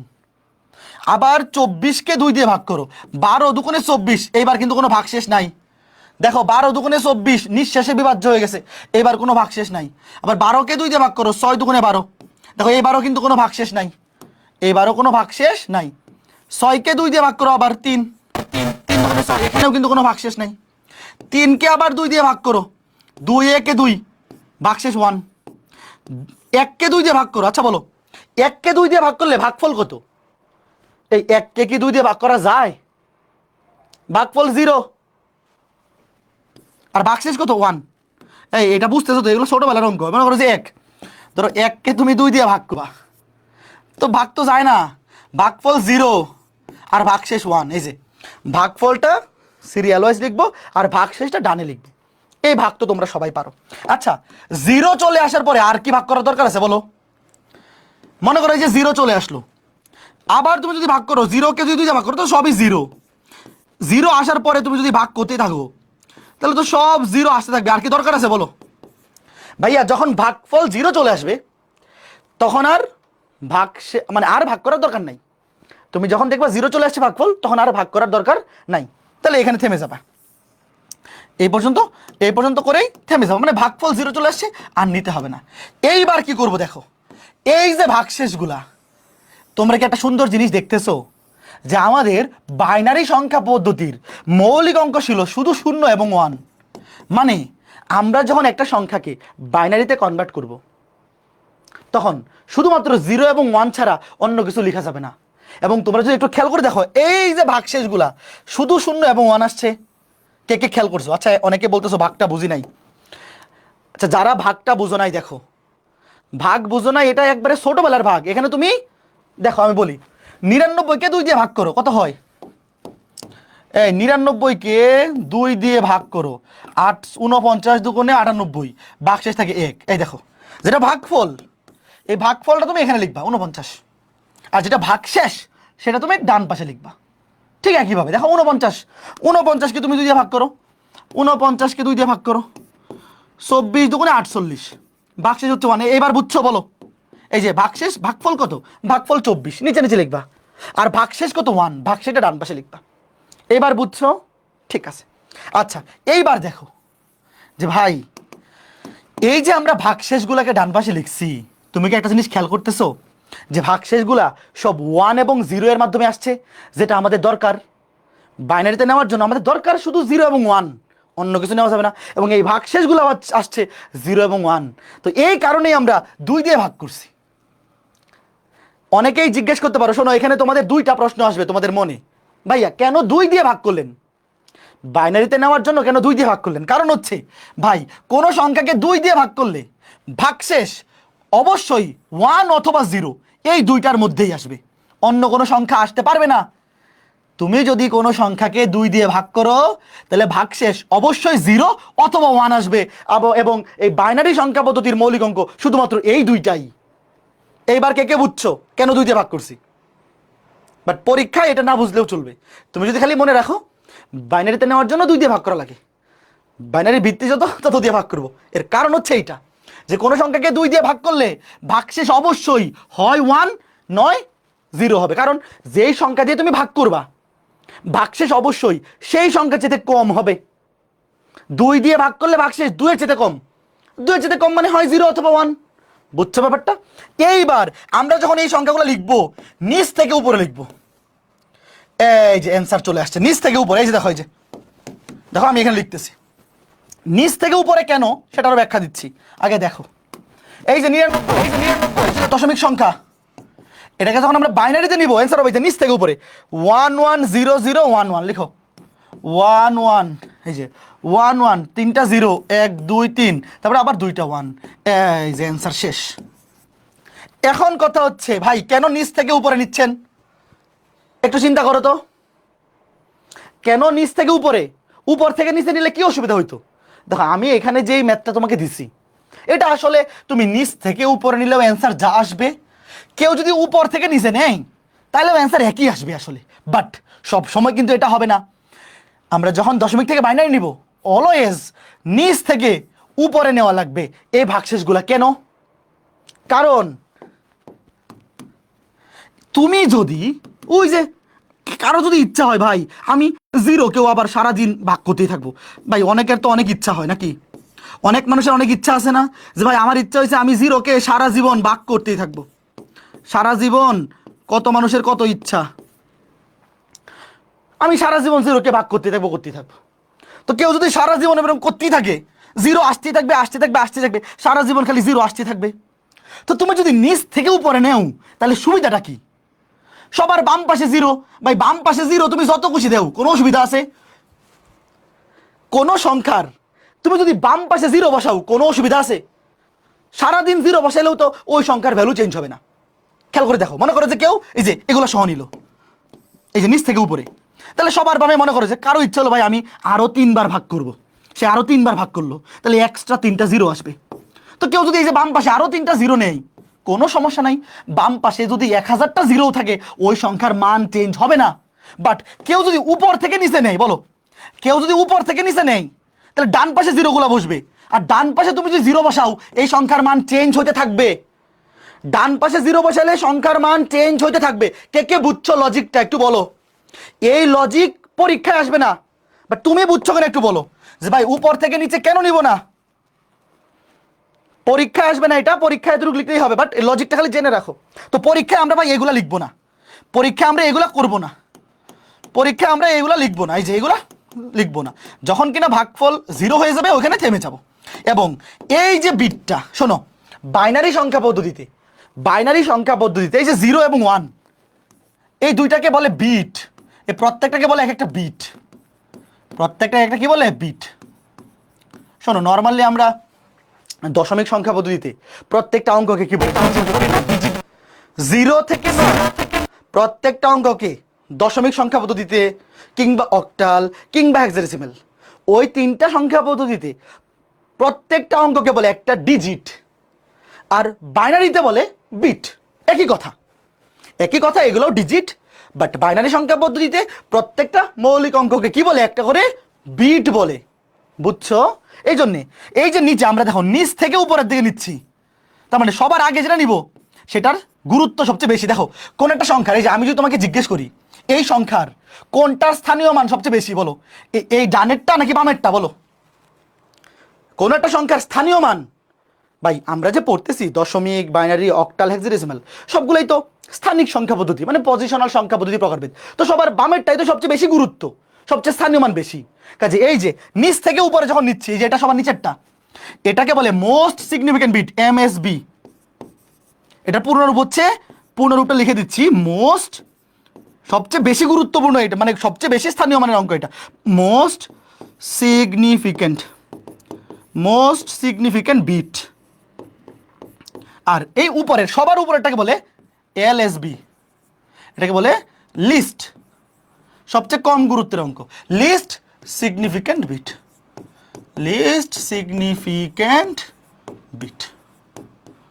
ওকে, এই যে আমরা এখানে সংখ্যাটা লিখছি, এই সংখ্যার মধ্যে এই 1-এর স্থানীয় মান সবচেয়ে বেশি বা তার গুরুত্ব সবচেয়ে বেশি, আর এই সবার ডান পাশের যে অঙ্কটা আছে বা বিট আছে এই বিটের স্থানীয় মান সবচেয়ে কম, এটাকে বলে লিস্ট সিগনিফিকেন্ট বিট। বলো এই পর্যন্ত সবার ক্লিয়ার হয়েছে? এই যে দেখো আমরা কি নিলাম, দশমিক থেকে বাইনারিতে। কাজেই দশমিক থেকে কোনো একটা সংখ্যাকে যদি আমরা বাইনারিতে কনভার্ট করতে চাই কত দিয়ে ভাগ করব? বলো 2 দিয়ে ভাগ করতে থাকবো, শেষ। বাইনারির বেলায় প্রত্যেকটা অঙ্ককে একটা বিট বলে, আর অন্যান্য সংখ্যা পদ্ধতিতে ওগুলোকে আমরা ডিজিট বলি, একই কথা। ওকে ফাইন, এটা ছিল নর্মাল একটা সংখ্যার ক্ষেত্রে। Fine fine fine. এইবার যদি এটা আমি তোমাদেরকে হাউস ওয়াইফ দিই, কে কে পারবা? উত্তর বলে দিব না, নিজেরা ট্রাই করো, আগামী ক্লাসে উত্তর বলবো। কে কে পারবা এটা হাউস ওয়াইফ দিলে বলো? Same to same. এমএসবিটা বুঝি নাই, শোনো, এমএসবি মানে মোস্ট সিগনিফিকেন্ট বিট, এতটুকু মনে রাখো, আর কিচ্ছু লাগবে না। এমএসবি, এমএসবি মানে মোস্ট সিগনিফিকেন্ট বিট। এই যে এই অঙ্কটা, এই যে এই বিটটা, সবার নিচে যে বিটটা আছে এটাকে বলে মোস্ট সিগনিফিকেন্ট বিট, আর সবার উপরের বিটটাকে বলে লিস্ট সিগনিফিকেন্ট বিট। কারণ সবার নিচে যেটা আছে লিখার সময় সেটাকে সবার বামে লিখবো, মানে প্রথমে, আর সবার উপরেরটাকে সবার ডানে। তো এই যে A1 হচ্ছে A1, আর A1 হচ্ছে এইটা। তো আমি যদি তোমাকে জিজ্ঞেস করি এখানে সবচেয়ে বেশি স্থানীয় মান বিশিষ্ট বা সবচেয়ে বেশি গুরুত্বপূর্ণ বা কার ভ্যালু সবচেয়ে বেশি, এই বিটের সবচেয়ে বেশি আর এটার সবচেয়ে কম, কারণ সবার ডান পাশে স্থানীয় মান সবচেয়ে কম, তারপর বামে আস্তে আস্তে বাড়তে থাকে। বুঝতে পেরেছো? ঠিক আছে, ওকে। এটা হোমওয়ার্ক। হোমওয়ার্ককে আমি হাউস ওয়াইফ বলি, তোমরা হয়তো অনেকে জানো না। 26 ব্যাচের যারা আসো তারা হয়তো ভাবতে পারো যে ভাই হোমওয়ার্ককে হাউস ওয়াইফ বলতেছে, ভাই ভুল করে বলতেছে, হয়তো ভুল করে বলতেছি না, কোনো সমস্যা নাই। ওকে, এইবার এটা হচ্ছে দশমিক সংখ্যা। হ্যাঁ ঠিক আছে, এইবার কি করব? ভাইয়া আগের যে একটা সংখ্যা আপনি দেখাইলেন খুব ভালো সংখ্যা ছিল, সুন্দর নরমাল, এইবার তো এটা অ্যাবনর্মাল। অ্যাবনর্মালে করব 2 দিয়ে গুণ। খেয়াল করে দেখো ভাই, নর্মাল সংখ্যার বেলায় 2 দিয়ে করতাম ভাগ, আর অ্যাবনর্মাল সংখ্যা, অ্যাবনর্মাল মানে হচ্ছে দশমিক সংখ্যা, এটাকে 2 দিয়ে করব গুণ। বলো এটাকে 2 দিয়ে গুণ করলে কত হয়? এটাকে 2 দিয়ে গুণ করলে কত হয়? করো করো করো।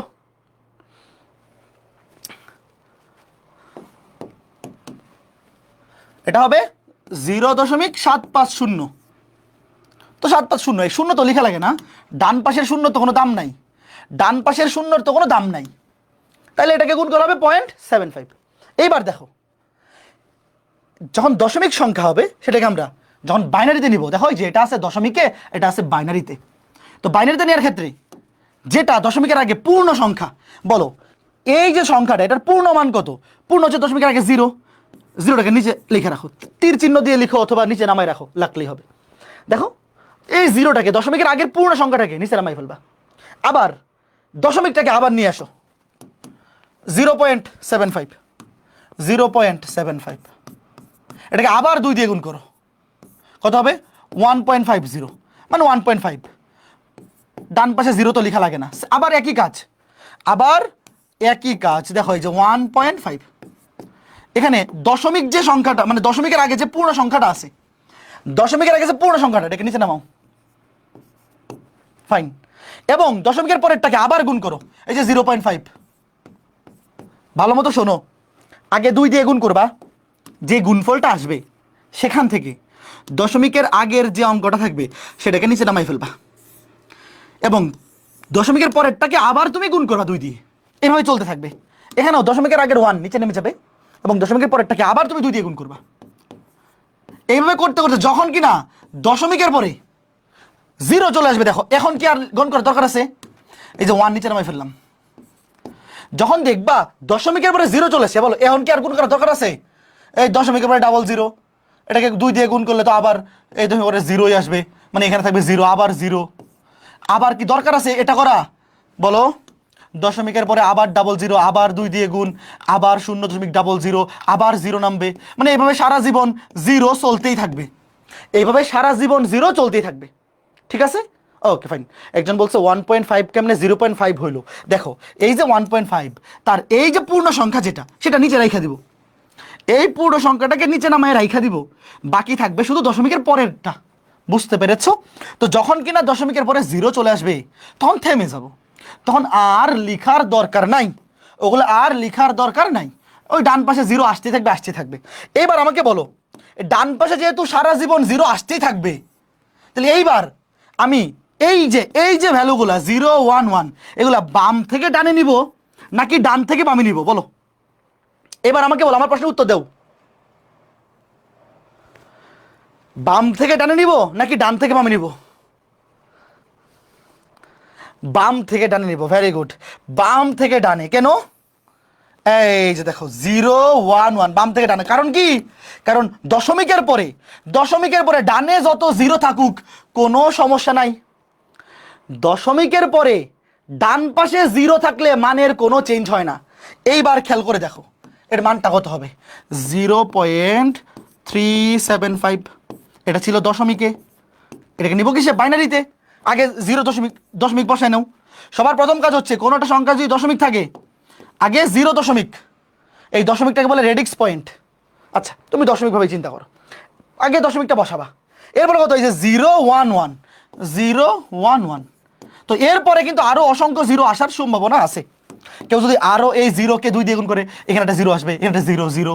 কাজেই দশমিকের পরে ডানে যদি সারা দিন জিরো আসতে থাকে কোনো সমস্যা নাই, এই জন্যে বাম থেকে ডানে নিব, এবং যখনই দশমিকের পরে জিরো চলে আসবে তখন থেমে যাব, কাজ শেষ। ওকে, কাজেই এখন এতটুকু বুঝতে পারলে এনাফ যে ভাইয়া একটা দশমিক সংখ্যাকে যখন আমরা, মানে এই সংখ্যাটার নাম হচ্ছে দশমিক, মানে দশমিক সংখ্যার মধ্যে আবার দশমিক আছে, তো এই দশমিকটাকে আমরা বলবো রেডিক্স পয়েন্ট, এটাকে বলে রেডিক্স পয়েন্ট। তুমি আপাতত দশমিকই বলেই চিন্তা করো, সমস্যা নাই। তো এইটাকে যদি একটা ডেসিমাল সংখ্যা পদ্ধতির মধ্যে ভগ্নাংশ থাকে, মানে এটা ভগ্নাংশ সংখ্যা, পূর্ণ সংখ্যা না, তখন সেটাকে আমরা কি করব, 2 দিয়ে গুণ করতে থাকবো এবং গুণ করে আগাইতে থাকবো। দশমিকের আগে যে পূর্ণ সংখ্যাটা থাকবে সেটাকে আমরা নিচে রেখে দিব এবং দশমিকের পরের সংখ্যাটাকে আবার গুণ করতে থাকবো। এই যে 1 রেখে দিব, দশমিকের পরে 0.5, এটাকে আবার 2 দিয়ে গুণ করতে থাকবো। এভাবে চলতে থাকবো যতক্ষণ পর্যন্ত ডান পাশে 2টা জিরো না আসবে। ঠিক আছে, ওকে ফাইন। তো এই হচ্ছে ঘটনা, এতটুকু লিখলেই এনাফ। এইবার এই দুটোকে আমি যদি একসাথে কম্বাইন করে বাড়ির কাজ দিই, বলো, এই যে এইবার এটা আমি SW দিব। কেন, আসলে এটা SW না, এটা তো আমরা করেই ফেললাম। দেখো এইবার এই সংখ্যাটার মধ্যে একটু খেয়াল করে দেখো, পূর্ণ সংখ্যাও আছে, দশমিক সংখ্যাও আছে, নাকি বলো, পূর্ণ সংখ্যাও আছে, দশমিক সংখ্যাও আছে। এবার কি করব, শুরুতে পূর্ণ সংখ্যাটাকে কনভার্ট করবো। এই যে বলো, এটা আমরা পড়ছি না, আছে ক্লাসে তো পড়ে আসলাম, মনে আছে? এই যে পূর্ণ সংখ্যাটা দেখো 99 কি ছিল দেখো, 11 এটাকে আগে কনভার্ট করবা, 11 এটা বাইনারিতে গেল। আগে পূর্ণ সংখ্যাটাকে কনভার্ট করবা, তারপরে দশমিকের পরেরটা এই দেখো 0.375 এটাকে কনভার্ট করবা। এটাকে কনভার্ট করলে কত হয়, 0.011। এইবার এই দুটাকে একসাথে করে দাও, অ্যান্সার শেষ। সুতরাং দেখো, তুমি এই যে এই কাজটাও আগে দেখাবা, আমি তো তোমাকে এটা শিখাইছি, এটাও শিখাইছি, তো এই ম্যাথটা যদি এইভাবে আসে তুমি আগে এটা দেখাবা, তারপর এটা দেখাবা। তারপরে সুতরাং 99.375 বাইনারি দশমিক থেকে বাইনারিতে নিলে কি হবে দেখো, আগে এটা লিখো 11 000 11, তারপরে দশমিক দিয়ে দাও, রেডিক্স পয়েন্ট দিয়ে দাও, তারপরে 011 শেষ। কে বুঝছো বলো, কথা ক্লিয়ার? কাজে আমাদের একটা টাইপ শেষ, হইলো। এটা কে বুঝছো, কে বুঝতে পেরেছো বলো। ডেসিমাল পয়েন্টের নাম হচ্ছে রেডিক্স পয়েন্ট, এটাকে বলে রেডিক্স পয়েন্ট।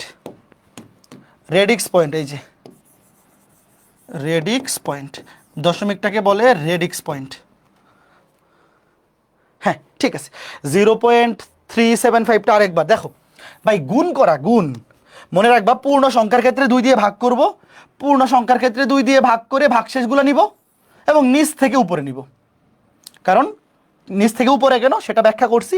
এবং নিচের অঙ্কটাকে বলে মোস্ট সিগনিফিক্যান্ট বিট, উপরেরটাকে বলে লিস্ট সিগনিফিক্যান্ট বিট। মানে নিচেরটা হচ্ছে সবচেয়ে বেশি গুরুত্বপূর্ণ অঙ্ক বা সবচেয়ে বেশি গুরুত্বের অঙ্ক, আর সবার উপরেরটা বা বিট, এটাকে বলে বিট, বাইনারিতে বলে বিট, সবচেয়ে বেশি গুরুত্বের বিট, আর সবার উপরেরটা হচ্ছে সবচেয়ে কম গুরুত্বের বিট।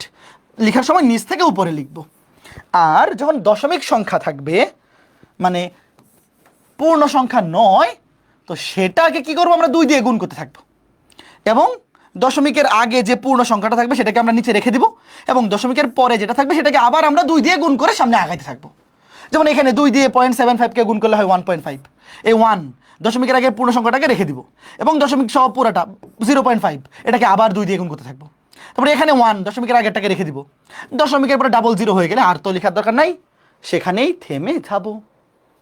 হ্যাঁ ঠিক আছে, এই কমেন্ট পড়তেছি তো, ফেসবুকবাসী ফেসবুকের কমেন্টও পড়তেছি। তাহলে আমাদের বলো দশমিক থেকে বাইনারি শেষ। এখন যে কোনো দশমিক সংখ্যাকে আমি যদি বাইনারিতে কনভার্ট করতে বলি, কে কে পারবা হাত তুলো। যে কোনো দশমিক সংখ্যা, সেটা হোক পূর্ণ সংখ্যা কিংবা হোক দশমিক সংখ্যা কিংবা পূর্ণ দশমিক, দুইটা একসাথে কম্বাইন্ড। কাজেই এখন তুমি ইচ্ছা মতো একটা দশমিক সংখ্যা লিখবা, আজকে ক্লাসের পরে ইচ্ছা মতো একটা দশমিক সংখ্যা লিখবা, লিখে ওইটাকে বাইনারিতে কনভার্ট করবা। ঠিক আছে, প্র্যাকটিস করবা। ফাইন, এখন আমরা যাব দশমিক থেকে অক্টাল। চলো দশমিক থেকে অক্টাল। দেখো আমরা যখন দশমিক থেকে বাইনারিতে গেছিলাম 2 দিয়ে ভাগ করছিলাম, তাহলে বলো তো দশমিক থেকে যদি আমি অক্টালে যাইতে চাই কত দিয়ে ভাগ করতে হবে? কমেন্টে বলো। দশমিক থেকে যদি অক্টালে যাইতে চাই কত দিয়ে ভাগ করতে হবে? দশমিক থেকে যদি আমি অক্টালে যাইতে চাই কত দিয়ে ভাগ করতে হবে? 8 দিয়ে ভাগ করতে হবে।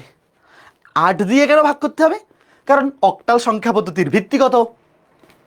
8, 0 থেকে 7 পর্যন্ত মৌলিক অঙ্ক। তো তুমি যদি কোনো একটা সংখ্যাকে 8 দিয়ে ভাগ করো, তাহলে ভাগশেষ অবশ্যই 8-এর চাইতে ছোট হবে। 8-এর চাইতে ছোট মানে কি? 0 থেকে 7-এর মধ্যে কোনো একটা পূর্ণ সংখ্যা আসবে। যেমন দেখো এই যে 469, একে 8 দিয়ে ভাগ করো। 8 দিয়ে ভাগ করলে কত হয়? 469কে 8 দিয়ে ভাগ করলে 58 দশমিক সামথিং, তুমি পূর্ণ সংখ্যা লিবা 58 দশমিক সামথিং, তাহলে কত? 58। তাহলে ভাগফল 58, তাহলে ভাগশেষ কত? 58 ইন্টু 8 464, ভাগশেষ 5। এই কাজটা কে কে বুঝছো বলো তো? এই কাজটা কে কে বুঝছো? যারা বোঝো নাই দেখো কি করছি, ভাগ করছি, ক্যালকুলেটারের মাধ্যমে করে ফেলছি। 469, ধরো এটাকে আমি 8 দিয়ে ভাগ করবো। তো তুমি হিসাব করো, তুমি তো এইভাবে তো হিসাব করার দরকার নেই, ভাগ করার দরকার নেই। তুমি 469কে দেখো, 469কে তুমি 8 দিয়ে ভাগ করো, দেখো উত্তর আসছে 58 দশমিক সামথিং, 58.625। তুমি পূর্ণ সংখ্যাটা নিবা, কি নিবা? পূর্ণ সংখ্যা। তো এবার দেখো যে 58 দশমিক সামথিং, তো 58 নিলাম, তাহলে 58 ইন্টু 8 কত? 58 ইন্টু 8 464, ভাগশেষ থাকে 5। ভাই এই কাজটা ডিরেক্ট মনে মনে করে ফেলবা, এইটা তোমার যে এইভাবে দেখানোর দরকার নাই। এইবার আবার 8 দিয়ে ভাগ করো, 7 8 56, 7 8 56, ভাগশেষ 2। আবার 7কে 8 দিয়ে ভাগ করো, ভাগ তো যায় না, 7কে তো 8 দিয়ে ভাগ করা যায় না, তাহলে ভাগফল 0, ভাগশেষ 7।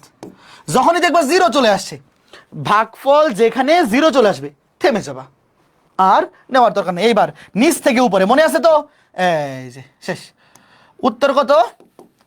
এই বুঝছো, ইজি, কঠিন ভাইব না ভাই। ICT intermediate, ICT physics chemistry math বায়োলজির চাইতে 5 গুণ বেশি সহজ।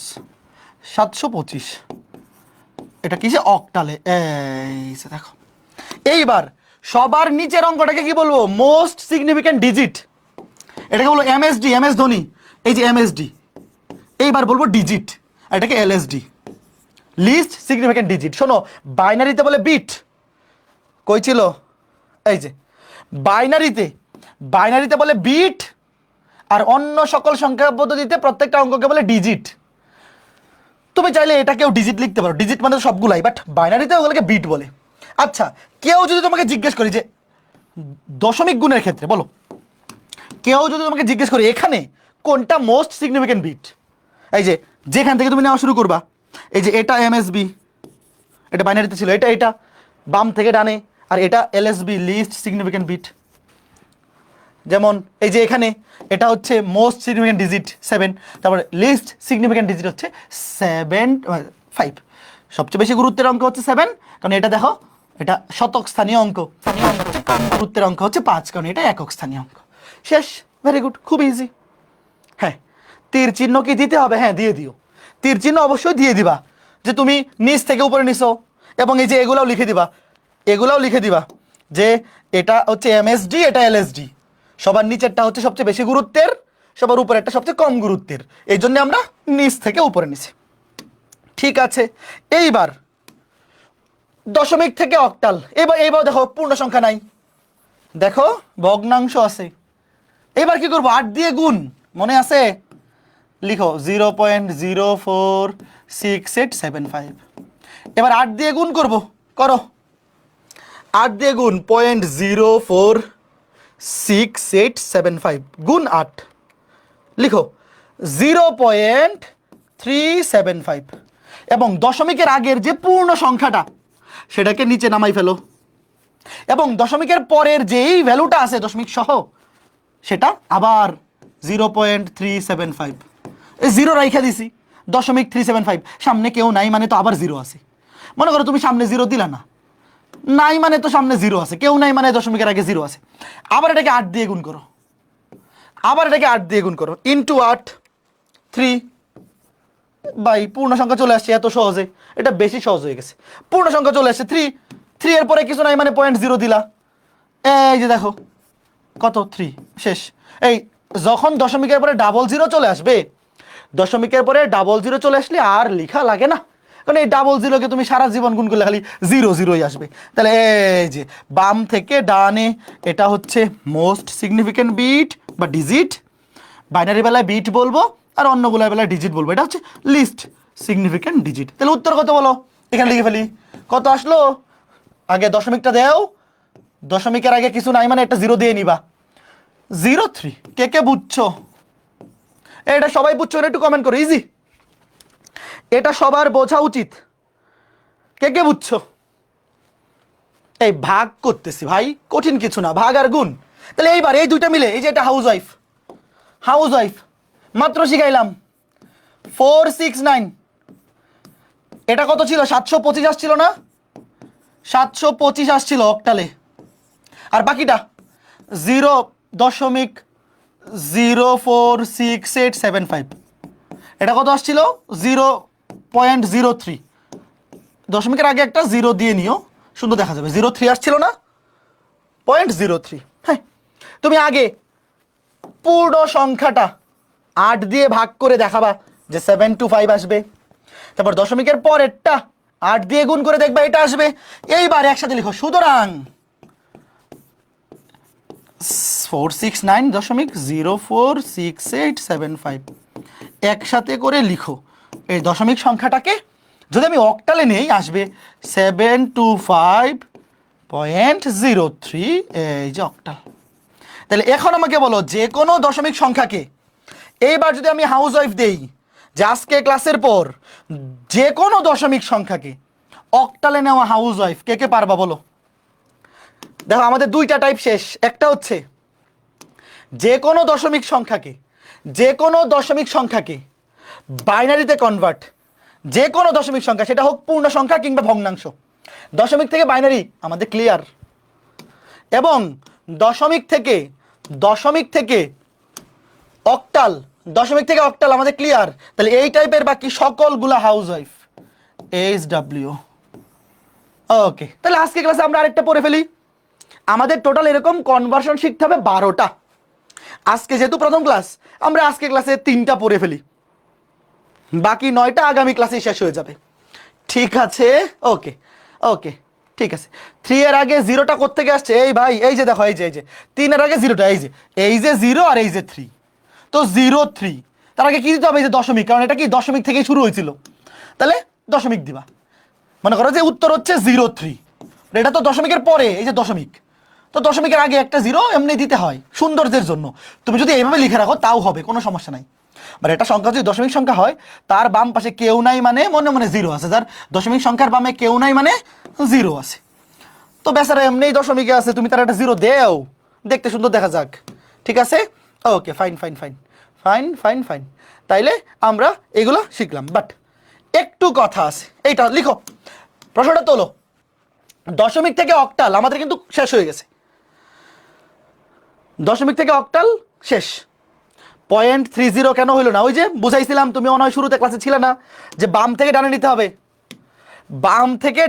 দশমিকের বেলায় বাম থেকে ডানে। কারণ এই যে 00, তুমি যদি এই 0কে আবার গুণ করো, এদিকে 0 আসতে থাকবে, 0 আরো 0 আসতে থাকবে। মনে করো এই যে 3 এর পরে 0 আসছে, মনে করো এই 0কে আবার 8 দিয়ে গুণ করলা, আবার 0 আসবে, আবার জিরো আসবে, আবার জিরো। কাজেই তুমি বাম থেকে ডানে লিখবা, কারণ দশমিকের পরে যত খুশি জিরো আসুক না কেন তার মানের কোনো পরিবর্তন হয় না, এই জন্যে বাম থেকে ডানে নিতে হবে। উত্তর পাইছো রাফি? কেন কেন আগে জিরো পরে 3 নিছি? এটা আরেকবার বলছিলাম, মনোযোগী হতে হবে আরো। এইবার দেখো এইটা প্রশ্ন তোলো, দশমিক থেকে অক্টাল, সেম জিনিস, দশমিক থেকে অক্টাল কি করব? 8 দিয়ে গুণ। দেখো 0.2579321, 8 দিয়ে গুণ করো। 0.2579321 গুণ 8, 2.063456 পূর্ণ সংখ্যাটা, দশমিকের আগে পূর্ণ সংখ্যাটাকে নিচে নামাই দাও, আর বাকি যেটা আছে সেটাকে আবার গুণ করো। 0.0634568 এটাকে আবার 8 দিয়ে গুণ করো। 0.0634568 এটাকে আবার 8 দিয়ে গুণ, তাইলে কত আসে? 0.06, এই দূর তেরি, আমি তো গুণই করি নাই, 8 দিয়ে গুণ, 0.5076544 দেখো এখানেও দশমিকের আগের পূর্ণ সংখ্যাটাকে নিচে নামাই দাও, এবং দশমিকের পরের যে সংখ্যাটা আছে এটাকে আবার দশমিক সহ এটাকে আবার 8 দিয়ে গুণ করতে থাকো। 0.5076544 আবার 8 দিয়ে গুণ, আবার 8 দিয়ে গুণ করো। দেখো আমরা কিন্তু এই যে এই জিরোকে রেখে দিছি এবং দশমিক সহ বাকি পুরোটাকে আবার গুণ করব, বাট দশমিকের আগে কেউ না থাকলে মনে মনে একটা জিরো দিয়ে দিতে হয়। তো 0.5076544 এটাকে আবার 8 দিয়ে গুণ, কত আসে? 4.0612352। এখান থেকে এই যে এই 4কে রেখে দাও, এরপরে আবার দশমিক সহ 0.0612352 আবার 8 দিয়ে গুণ করো। দেখো কি আসে? 0.0612352 ইন্টু 8, 352 ইন্টু 8 গুণ করলে আসে 0.4898816। আবার এই শূন্যকে রেখে দাও। এখন একটা জিনিস খেয়াল করে দেখো, ঝামেলা হয়ে যাচ্ছে না ভাই? এইভাবে কি সারা দিন গুণ করতেই থাকবে? এইভাবে কি সারা দিন গুণ করতে থাকবো? বলো যে ভাই আমরা যে একদম শুরু থেকে দেখো দশমিক সংখ্যাগুলোর বেলায় একটু মনে করে দেখো, একদম শুরুতে আমরা যেটা দিয়ে শুরু করছিলাম দশমিক সংখ্যা, এই যে দেখো একদম শুরুতে এই যে দশমিক থেকে বাইনারি, দেখো 3 বার গুণ করার পরে, দেখো 3 বার গুণ করার পরেই দশমিকের পকেটে জিরো চলে আসছিল। দশমিকের পরে জিরো চলে আসলে আমরা থেমে যাব, কারণ পরে আর করে লাভ নাই, সব জিরোই আসবে। তারপরে এখানে দেখো এই যে এটা দশমিকের পরে ছিল, মাত্র 2 বার গুণ করার পরেই দশমিকের পরে জিরো চলে আসছিল, থেমে গেছি। বাট এখানে কি ঝামেলা হচ্ছে না ভাই? দেখো এই যে এটা, তোমার কি মনে হয় এটা কি আবার 8 দিয়ে গুণ করলে জিরো হবে? চলতেই থাকবে না? তো যদি দেখো যে এইরকম 8 দিয়ে গুণ করতেছি, বা বাইনারির বেলায় 2 দিয়ে গুণ করবো দশমিক থাকলে, অক্টালের বেলায় 8 দিয়ে, হেক্সাডেসিমেলের বেলায় 16 দিয়ে, তো এইভাবে যদি চলতেই থাকে সর্বোচ্চ 4 বার দেখাবা, সর্বোচ্চ 4 বার, 3 বার দেখাইলেও হয়, 4 বারের বেশি দেখানোর দরকার নেই। এবার dot dot dot dot dot dot দিয়ে দিবা। যেমন আমি উত্তরটা লিখি, উত্তরটা খেয়াল করে দেখো, 0. দাঁড়াও তীর চিহ্ন দিয়ে নেই, তীর চিহ্ন দিয়ে সর্বোচ্চ 4 ঘর দেখাইলেই এনাফ। কারণ এইভাবে কি তুমি সারা দিন গুণ করতে থাকবা? এত সময় তো নাই, সারা দিন গুণ করার মতো সময় আমাদের নাই। এটা হচ্ছে মোস্ট সিগনিফিক্যান্ট ডিজিট, এটা হচ্ছে লিস্ট সিগনিফিক্যান্ট ডিজিট। তাহলে উত্তর হবে 0.2579321। এই যে দশমিক সংখ্যাটা, এই দশমিক সংখ্যাটাকে আমরা নিব কিসে? আগে দশমিকটা দিয়ে নেই অক্টালে। তাহলে 2040, 2040, 4 ঘর দেখাইলে এনাফ, তারপরে ডট ডট ডট দিয়ে দিবা, শেষ। যদি এটা বাইনারির বেলায়ও হয় সর্বোচ্চ 4 ঘর দেখাই ডট ডট ডট। কে কে বুঝছো বলো? কথা ক্লিয়ার ভাইয়া? যদি এটা বাইনারিতেও হইতো, মনে করো যে এই যে বাইনারির ম্যাথটা ধরো কই ছিল, এই যে বাইনারির ম্যাথটা দেখলে যে জিরো আসতেছে না, তাহলে সর্বোচ্চ 4 ঘর দেখাইয়ে পরে dot dot dot dot dot dot dot দিয়ে দিও। 3 ঘর দিলেও হয়, বাট 4 ঘর দিয়ে দিও। 4 ঘর দিয়ে তারপর ডট ডট ডট ডট দিয়ে দিলেই হয়ে যাবে, শেষ। Okay fine. তাহলে আমাদের দশমিক থেকে বাইনারি কমপ্লিট, দশমিক থেকে অক্টাল কমপ্লিট। এইবার দশমিক থেকে হেক্সাডেসিমাল টাইটেল দাও। আমরা দশমিক থেকে বাকি 3টার কনভার্সন আজকে ক্লাসে পড়ে ফেলতেছি। এখন আমাকে বলো, পূর্ণ সংখ্যা আছে, বাইনারিতে নেওয়ার জন্য 2 দিয়ে ভাগ করি, অক্টালে নেওয়ার জন্য 8 দিয়ে ভাগ করি, হেক্সাডেসিমালে নেওয়ার জন্য কত দিয়ে ভাগ করবো বলো? হ্যাঁ 16 দিয়ে। Very good. 850, 850কে 16 দিয়ে ভাগ করো। 16 দিয়ে ভাগ করলে কি হবে? 850কে তুমি 16 দিয়ে ভাগ করো, 850 ভাগ 16, 850 ভাগ 16 কত আসে? 53 দশমিক সামথিং। 53 দশমিক সামথিং তুমি লিখো 53। তাহলে 53 ইন্টু 16 848, ভাগ শেষ থাকে 2। এই কাজটা সবাই বুঝছো? না বুঝলে কেমনে করবা? এই যে 850 ভাগ করো 16 দিয়ে। তুমি মনে মনে চিন্তা করবা যে 850, তুমি ক্যালকুলেটরে ভাগ করে ফেলো ভাই। 850 ভাগ 16, দেখো 53 দশমিক সামথিং। তুমি পূর্ণ সংখ্যা লিখবা 53। তাহলে 53 ইন্টু 16 848, এই যে ভাগ শেষ 2। তাহলে ভাগফল 53 ভাগ শেষ 2, ভাগফল 53 ভাগ শেষ 2। ঠিক আছে ভাই, আবার 16, 4 16 48, 4 16 এই সরি 4 16 না তো, 3 16 48। দেখো তাইলে কত থাকবে? 3 16 73, 3 16 48 কত থাকতেছে? 5। এবার 16কে তুমি 3কে 16 দিয়ে ভাগ করো, ভাগ শেষ 0, ভাগফল 0। কারণ 3কে তো 16 দিয়ে ভাগ করা যায় না, তো 3 পুরোটাই ভাগ শেষ থাকবে।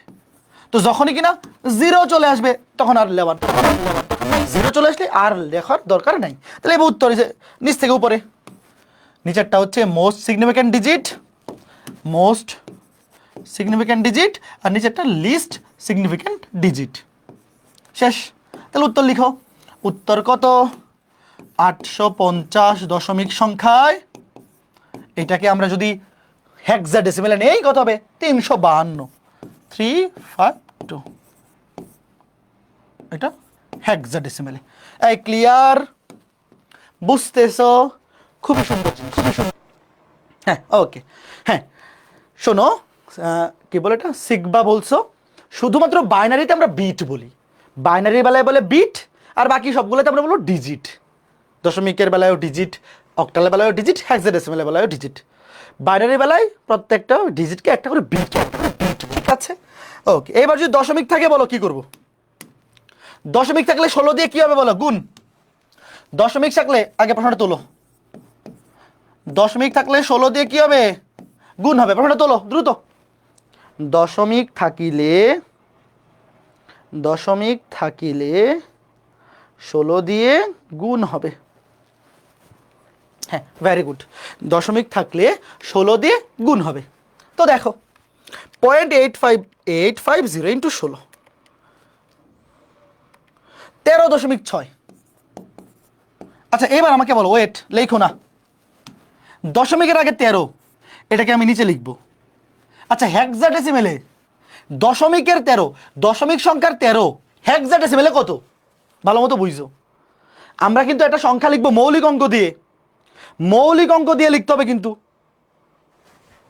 এই যে দশমিকের 13, দেখো এই যে পূর্ণ সংখ্যা 13, মনে করে দেখো 9 এর পরে A B C D E F, একটু মনে করে চিন্তা করো, দশমিকের সাথে চিন্তা করো।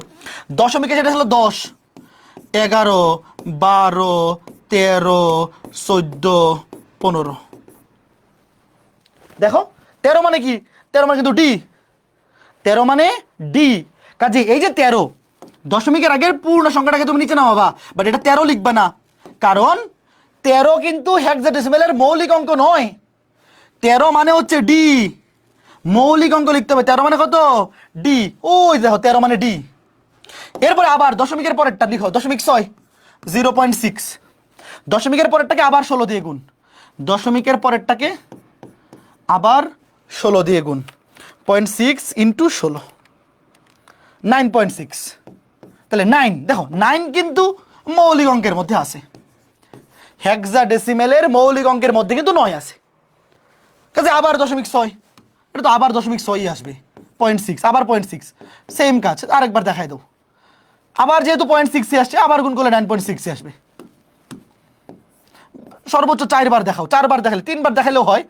আবার 0.6, মানে একই জিনিস রিপিট হতে থাকবে, একই জিনিস 4 বার দেখালেই মোট সর্বোচ্চ এনাফ। এই যে আবার 9, 4 বার দেখাই বলছে, আর দরকার নেই, ডট ডট ডট ডট খালি 9 চলতে থাকবে, এটা খালি 9 দিয়েই চলতে থাকবে। এই যে দেখো, এই বাম পাশেরটা হচ্ছে মোস্ট সিগনিফিক্যান্ট বিট, যখন দশমিক সংখ্যা থাকবে সবার বাম পাশেরটা মোস্ট সিগনিফিক্যান্ট ডিজিট, আর সবার ডান পাশেরটা লিস্ট সিগনিফিক্যান্ট ডিজিট। তাহলে অ্যান্সার কী হবে দেখো, অ্যান্সার হবে 0.850 ছিল দশমিকে, নিব হেক্সাডেসিমেলে, আগে দশমিকটা বসায় নেই, 0. ডি 999 চলতে থাকবে, ডি 999। দেখো আমাদের কিন্তু ম্যাথ শেষ হয়নি, দশমিকের পরে যদি 0 চলে আসে সেখানে আমরা থামবো, বাট এখানে তো 0 আসতেছে না, খালি এই 0.6ই চলতে থাকবে, 0.6 ডট ডট ডট ডট চলতেই থাকবে। কাজে আমাদের ক্যালকুলেশন কিন্তু শেষ হয়নি, যেহেতু শেষ হয়নি আমরা dot dot dot dot dot dot দিয়ে লিখে রাখবো, এই যে শেষ। সবাই কি বুঝতে পেরেছো? দেখো আমরা একটা পূর্ণ সংখ্যা এটাকে দশমিক থেকে হেক্সাডেসিমেলে নেওয়া শিখলাম, অ্যান্সার ছিল 352। আবার আরেকটা ভগ্নাংশ, সেটাকেও আমরা হেক্সাডেসিমেলে নেওয়া শিখলাম। কাজে এখন এই দুটো যদি একসাথে করে মিক্স করে আসে, হাউস ওয়াইফ SW, বাট আমরা তো এটা করেই ফেলছি। আমরা শিখছি যে 0.850, মানে সরি পূর্ণ সংখ্যা 850, এটা হচ্ছে 352, মনে আছে? এটাকে হেক্সাডেসিমেলে নিলাম, প্রথমে তুমি এটা দেখাবা, তারপরে দশমিকের পরেরটা এটাকে নিলে কত আসছিল, দশমিক ডি 999, 3টা দেখাইলে, মানে দশমিকের পরে 4টা ডিজিট দেখাইলে, সুতরাং 850.850। আচ্ছা আমাকে বলো তো, এই 0 কি আসলে লেখার দরকার ছিল কোনো? যদিও প্রশ্ন দিয়ে দিছে, আমরাও লিখছি, বাট দশমিকের পরে সবার ডানে 0 কোনো কাজ আছে? দশমিক থাকলে তার ডানে এই 0 লিখা যে কথা, না লিখা একই কথা, যেহেতু প্রশ্নে আছে আমরা লিখছি, কোনো অসুবিধা নাই। বাট কেউ যদি চায় যে ভাই আমি এই 0 লিখবো না, তাইলেও কোনো সমস্যা নাই। তাহলে অ্যান্সার 352, তারপরে যেখানে দশমিক বসানোর বসাই দিব, তারপর D 309 dot dot dot dot dot dot শেষ। তাহলে আমরা আজকে ক্লাসে কয়টা শিখলাম বলো? মোট রূপান্তর আছে 12টা, তার মধ্যে প্রথম ক্লাসে আমরা শিখে ফেলছি 3টা, বাকি 9টা আগামী ক্লাসে শেষ করে ফেলবো। আমরা কি কি শিখছি আজকে ক্লাসে সামারি করি, চলো। আমরা আজকে ক্লাসে কি কি শিখছি? সংখ্যা পদ্ধতির রূপান্তর শিখছি। সংখ্যা পদ্ধতির রূপান্তরের মধ্যে কি কি শিখছি আমরা? সংখ্যা পদ্ধতির রূপান্তরের মধ্যে আমরা দশমিক থেকে বাইনারিতে শিখছি, দশমিক থেকে বাইনারিতে নেওয়া শিখছি, দশমিক থেকে অক্টালে নেওয়া শিখছি, দশমিক থেকে হেক্সাডেসিমেলে নেওয়া শিখছি, রাইট? ফাইন, চমৎকার। তো এই ছিল আমাদের আজকের 352 কোত্থেকে আইলো? এই তোমরা দেখি আজকে প্রথম ক্লাসে এক একজন এক এক সময়ে ক্লাসে জয়েন করতেছো, এরকম করলে তো হবে না। কেউ যদি ক্লাস শুরু থেকে না থাকো তাহলে বুঝতে অসুবিধা হবে। একজন জিজ্ঞেস করছে এই 352 কই থেকে আসলো? এই যে 850, এটা পূর্ণ সংখ্যা, এই যে 850, যদি পূর্ণ সংখ্যা হইতো সেটাকে কেমনে কনভার্ট করতে হয় এটাও দেখাইছি। আবার 0.850 এটাকে কেমনে কনভার্ট করতে হয় সেটাও দেখাইছি। এই দুইটা যদি একসাথে মিক্স করে আসে, ধরো পরীক্ষা আসলো 850.850, এইটাকে তুমি হেক্সাডেসিমেলে নেও, তুমি কি করবা? আগে পূর্ণ সংখ্যাটাকে কনভার্ট করবা। পূর্ণ সংখ্যার বেলায় 16 দিয়ে ভাগ করতে হবে, আর দশমিকের পরের ভগ্নাংশটার বেলায় 16 দিয়ে গুণ করতে হবে। আলাদা করে এটা কনভার্ট করবা আগে, তারপর এটা, তারপর দুটাকে একসাথে কম্বাইন করে লিখবা, দশমিকের জায়গায় দশমিক বসে যাবে, শেষ। হ্যাঁ, এখন অনেকের অনেক প্রশ্ন, শোনো। এই ছিল আমাদের আজকের প্রথম ক্লাস। প্রথম ক্লাসে আমরা বেশি পড়াইলাম না, এই পর্যন্তই। তো এখন অনেকের অনেক প্রশ্ন, আমি উত্তরগুলো দিচ্ছি, শোনো। অনেকেই জিজ্ঞেস করতেছো ভাই লেকচার স্লাইড কি দিয়ে দিবেন? অবশ্যই লেকচার স্লাইড ক্লাসটা শেষ হওয়ার পরে এই ক্লাসের ক্যাপশনে ফেসবুক গ্রুপে পাওয়া যাবা। ফেসবুক গ্রুপে এই ক্লাসের ক্যাপশনে লেকচার শিট আপলোড হয়ে যাবে, এবং ওয়েবসাইটে যারা ক্লাস করতেছো, ক্লাসটা শেষ হওয়ার পরে যখন ক্লাসটা রেকর্ডেড ভার্সনটা তুমি পাবা চ্যাপ্টার 3-তে, ওয়েবসাইটে ঢুকবা, চ্যাপ্টার 3-তে ঢুকবা, ক্লাসটাতে ক্লিক করবা, নিচে দেখবা লেকচার শিটের অপশন আছে, ওয়েবসাইটেও নিচে লেকচার শিটটা আপলোড করা থাকবে। এইভাবে প্রত্যেকটা ক্লাস ফেসবুক গ্রুপেও রেকর্ডেড থাকবে, লাইভ ক্লাসটা শেষ হওয়ার পরে ফেসবুক গ্রুপেও রেকর্ডেড থাকবে, ওয়েবসাইটেও রেকর্ডেড থাকবে। লেকচার শিটগুলাও ফেসবুকেও পাবা, ওয়েবসাইটেও পাবা, তুমি যেখান থেকে সুবিধা ওখান থেকে ক্লাস করতে পারবা। সবগুলো ক্লাস রেকর্ডেড থাকবে, সবগুলো লেকচার শিট, প্র্যাকটিস শিট, যা দিব এক্সাম সব কিছু সাজানো থাকবে। এবং এই যে চ্যাপ্টার 3, এই চ্যাপ্টার 3 এর উপর টোটাল এক্সাম হবে তিনটা এক্সাম। কি সংখ্যা পদ্ধতি। এই অধ্যায়টা কিন্তু 2টা পার্ট। বলছিলাম যে এই অধ্যায়টার পার্ট কয়টা? এই অধ্যায়টার 2টা পার্ট, একটা হচ্ছে সংখ্যা পদ্ধতি আর একটা হচ্ছে ডিজিটাল ডিভাইস। দেখো এই যে এই অধ্যায়ের নামটা খেয়াল করে দেখো, এই অধ্যায়ের নামটা এই যে সংখ্যা পদ্ধতি ও ডিজিটাল ডিভাইস। এই যে সংখ্যা পদ্ধতি ও ডিজিটাল ডিভাইস, দেখো এই যে সংখ্যা পদ্ধতি, এটার উপর একটা এক্সাম নিব, এটা হচ্ছে পার্ট 1, এটার উপর একটা এক্সাম নিব। এটা শেষ করতে লাগবে 3 থেকে 4, 3 ক্লাসে হয়ে যাওয়ার কথা, 4 ক্লাসও লাগতে পারে, ধরো 4 ক্লাস। তারপরে ডিজিটাল ডিভাইস, এটা শেষ করতে লাগবে আরো 5 বা 6 ক্লাস, এটার উপর আরেকটা এক্সাম। এবং এই পুরাটা মিলে একটা কম্বাইন্ড মেগা এক্সাম। বুঝতে পেরেছো ব্যাপারটা? এক্সামে কি প্রাইস থাকবে? হ্যাঁ অবশ্যই থাকবে, টপ 10 এর জন্য প্রাইস থাকবে, কোনো সমস্যা নাই। আমি সব বলে দিব, তোমার কাজ খালি পড়তে থাকা। তুমি পড়তে থাকো, ক্লাসগুলো করতে থাকো, তারপরে এক্সাম কখন হবে, কোনটার উপর হবে, মেগা এক্সাম কখন হবে, প্রাইস মানে কি থাকবে, সব কিছু আমরা ক্লাসের মধ্যেই তোমাদেরকে বলে দিব, অথবা আলাদা করে গ্রুপে আমরা পোস্ট করে জানাই দিব। কাজেই তোমাদের কাজ খালি ক্লাস করা। কাজেই আজকে ক্লাসের পর তোমাদের বাড়ির কাজ, এক্সট্রা কোনো বাড়ির কাজ নাই। আজকে ক্লাসের পর তোমাদের বাড়ির কাজ হচ্ছে তুমি ইচ্ছা মতো একটা দশমিক সংখ্যা লিখবা, লিখে এটাকে বাইনারি বানাবা, অক্টাল বানাবা, হেক্সাডেসিমাল বানাবা। কথা বোঝা গেল? এতটুকুই হচ্ছে আমাদের আজকে ক্লাসের পড়া। তো আমাদের আইসিটি ব্যাচের রুটিন, তোমরা অনেকেই বলতে পারো ভাইয়া ক্লাস রুটিন কি কি কোথায় পাবো? ফেসবুক গ্রুপের কি বলে কভার ফটোতে। আইসিটি তো একটাই সাইকেল, আইসিটি তো আর কোনো সাইকেল নাই, একটাই গ্রুপ। দেখবা কভার ফটোতে রুটিন আপলোড দেওয়া আছে। তারপরেও রুটিন তো আমি বলেই দিছি, রবি বৃহস্পতি এই দুদিন বিকাল 3টায়। তো এই হচ্ছে আজকে ক্লাস। আজকে ক্লাসের পর আলাদা করে কোনো বাড়ির কাজ নাই, খালি নিজেরা প্র্যাকটিস করবা। দশমিক থেকে বাইনারি, দশমিক থেকে অক্টাল, দশমিক থেকে হেক্সাডেসিমাল। তারপর আগামী ক্লাসের পরে যখন আমরা বাকি রূপান্তরগুলো পড়ে ফেলবো, তখন আমি একসাথে বাড়ির কাজ দিব বই থেকে। ঠিক আছে? তো সবাই ভালো থাকো, সুস্থ থাকো। না, পৌনপুনিক ইউজ করার দরকার নেই। ইমতিয়াজ এই আইসিটির এই রূপান্তরে পৌনপুনিক ইউজ করে না, এই দশমিক দিয়ে লিখে রাখে। একজন জিজ্ঞেস করছো, পৌনপুনিক লেখার দরকার নাই, যে যদি সেম ডিজিট আসতে থাকে এভাবেই লিখে রাখে। বইয়ের উদাহরণগুলোতে দেখবে এভাবেই দিয়ে দিছে। ধরো এখানে তো দশমিকের পরে ডি 9999 আসতে থাকবে, বাট এগুলা বইয়ের মধ্যে এইভাবেই লিখে রাখে। কিন্তু তুমি 2টা বা 3টা 9 লিখে দিলা। পৌনপুনিক ইউজ করতে আমি দেখি নাই আইসিটির কোনো বইয়ে। বুঝতে পারছো? SW কোথায় আপলোড দিব? নিজে নিজে করবা, আর আপলোড দিতে চাইলে ডিসকাশন গ্রুপে। আপাতত আগে দ্বিতীয় ক্লাসটা হোক, তারপরে আমি হাউস ওয়াইফ মানে SW দিব। তারপর আমি বলে দিব যে বাড়ির কাজগুলো করার পরে ডিসকাশন গ্রুপে পোস্ট দিবা। ঠিক আছে? ডিসকাশন গ্রুপ খোলা হয়েছে এবং গ্রুপেও পোস্ট দিয়ে দেওয়া হয়েছে। ওকে, এখন আমাকে বলো আজকে ক্লাসে সবগুলো টাইপ বুঝতে পারছো তো? আজকেগুলো একদম বাচ্চা জিনিস। শোনো, আইসিটির এই যে সংখ্যা পদ্ধতি প্রথম পার্টটুকু এটা বাচ্চা জিনিস। এই যে সংখ্যা পদ্ধতি, এই পার্টটুকু এই ক্লাস 1-2 এর পড়া, এটা হবে নতুন জিনিস। কাজেই এই সংখ্যা পদ্ধতির প্রথম 3-4টা ক্লাস না বোঝার মতো কিছু নাই, একদম ইজি পানি জিনিস। ঠিক আছে? ডিসকাশন গ্রুপ কই ভাইয়া? মেন গ্রুপে, তুমি তো মেন গ্রুপে কমেন্ট করতেছো ফেসবুকে, ওই গ্রুপে দেখো, একটু পোস্টগুলো চেক করো। ডিসকাশন গ্রুপ ফিচার সেকশনে যাও, গ্রুপের ফিচার সেকশনে গেলেই দেখবা ডিসকাশন গ্রুপের লিঙ্ক দেওয়া আছে। ওকে, ঠিক আছে দাদা, সিস্টেকের বইটা কিনছি, প্রবলেম হবে? কোনো প্রবলেম নাই। আইসিটির জন্য বোর্ড বইটা ফলো করলেই হয়ে যায়। এটা হচ্ছে বোর্ড বইটা। বোর্ড বইয়ে যা কিছু আছে এগুলাই হচ্ছে এইচএসসি সিলেবাসে আছে। বাট অন্যান্য বইগুলোতে অনেক এক্সট্রা ইনফরমেশন আছে যেগুলো সব কিছু লাগবে না। তো তোমরা এইচএসসির জন্য বোর্ড বইটাকে মেইন ধরে, বোর্ড বইটাকে স্ট্যান্ডার্ড ধরে তারপরে তুমি যে কোনো বই ফলো করো, কোনো সমস্যা নাই। তো ঠিক আছে, সবাই ভালো থাকো। ম্যাথ সাইকেল 1-এর ওয়েব অ্যাপ, আচ্ছা এই ম্যাথ সাইকেল 1-এর ওয়েব অ্যাপ ক্লাস শুরুর আগে পেয়ে যাবা। ম্যাথ সাইকেল 1-এ ক্লাস শুরু হচ্ছে 20 তারিখ থেকে, তাই না? তো ওয়েবসাইট 20 তারিখের আগে রেডি হয়ে যাবে, এবং 20 তারিখের আগে ওয়েবসাইট রেডি হইলে তারপর 2-3 দিনের মধ্যেই আর্কাইভ ক্লাস 25 ব্যাচের ক্লাসগুলো রেকর্ডেড আকারে পেয়ে যাবা। চিন্তা নাই, আগে ক্লাস শুরু হোক, লাইভ ক্লাস শুরু হোক 20 তারিখ, এর 1-2 দিনের মধ্যেই সবগুলা ক্লাস আর্কাইভ সেকশনে পেয়ে যাবা। চিন্তার কোনো কারণ নাই। ঠিক আছে? ওকে, ঠিক আছে, সবাই ভালো থাকো। এই বুকের লিঙ্কটা, এই বইয়ের লিঙ্কটা, এই বইয়ের লিঙ্কটা দাঁড়াও আজকে ক্লাসের ক্যাপশনে, ক্লাসটা শেষ হোক ক্লাসের ক্যাপশনে আজকে ক্লাসের লেকচার শিটটাও এডিট করে দিব, বইয়ের লিঙ্কটাও দিয়ে দেবো।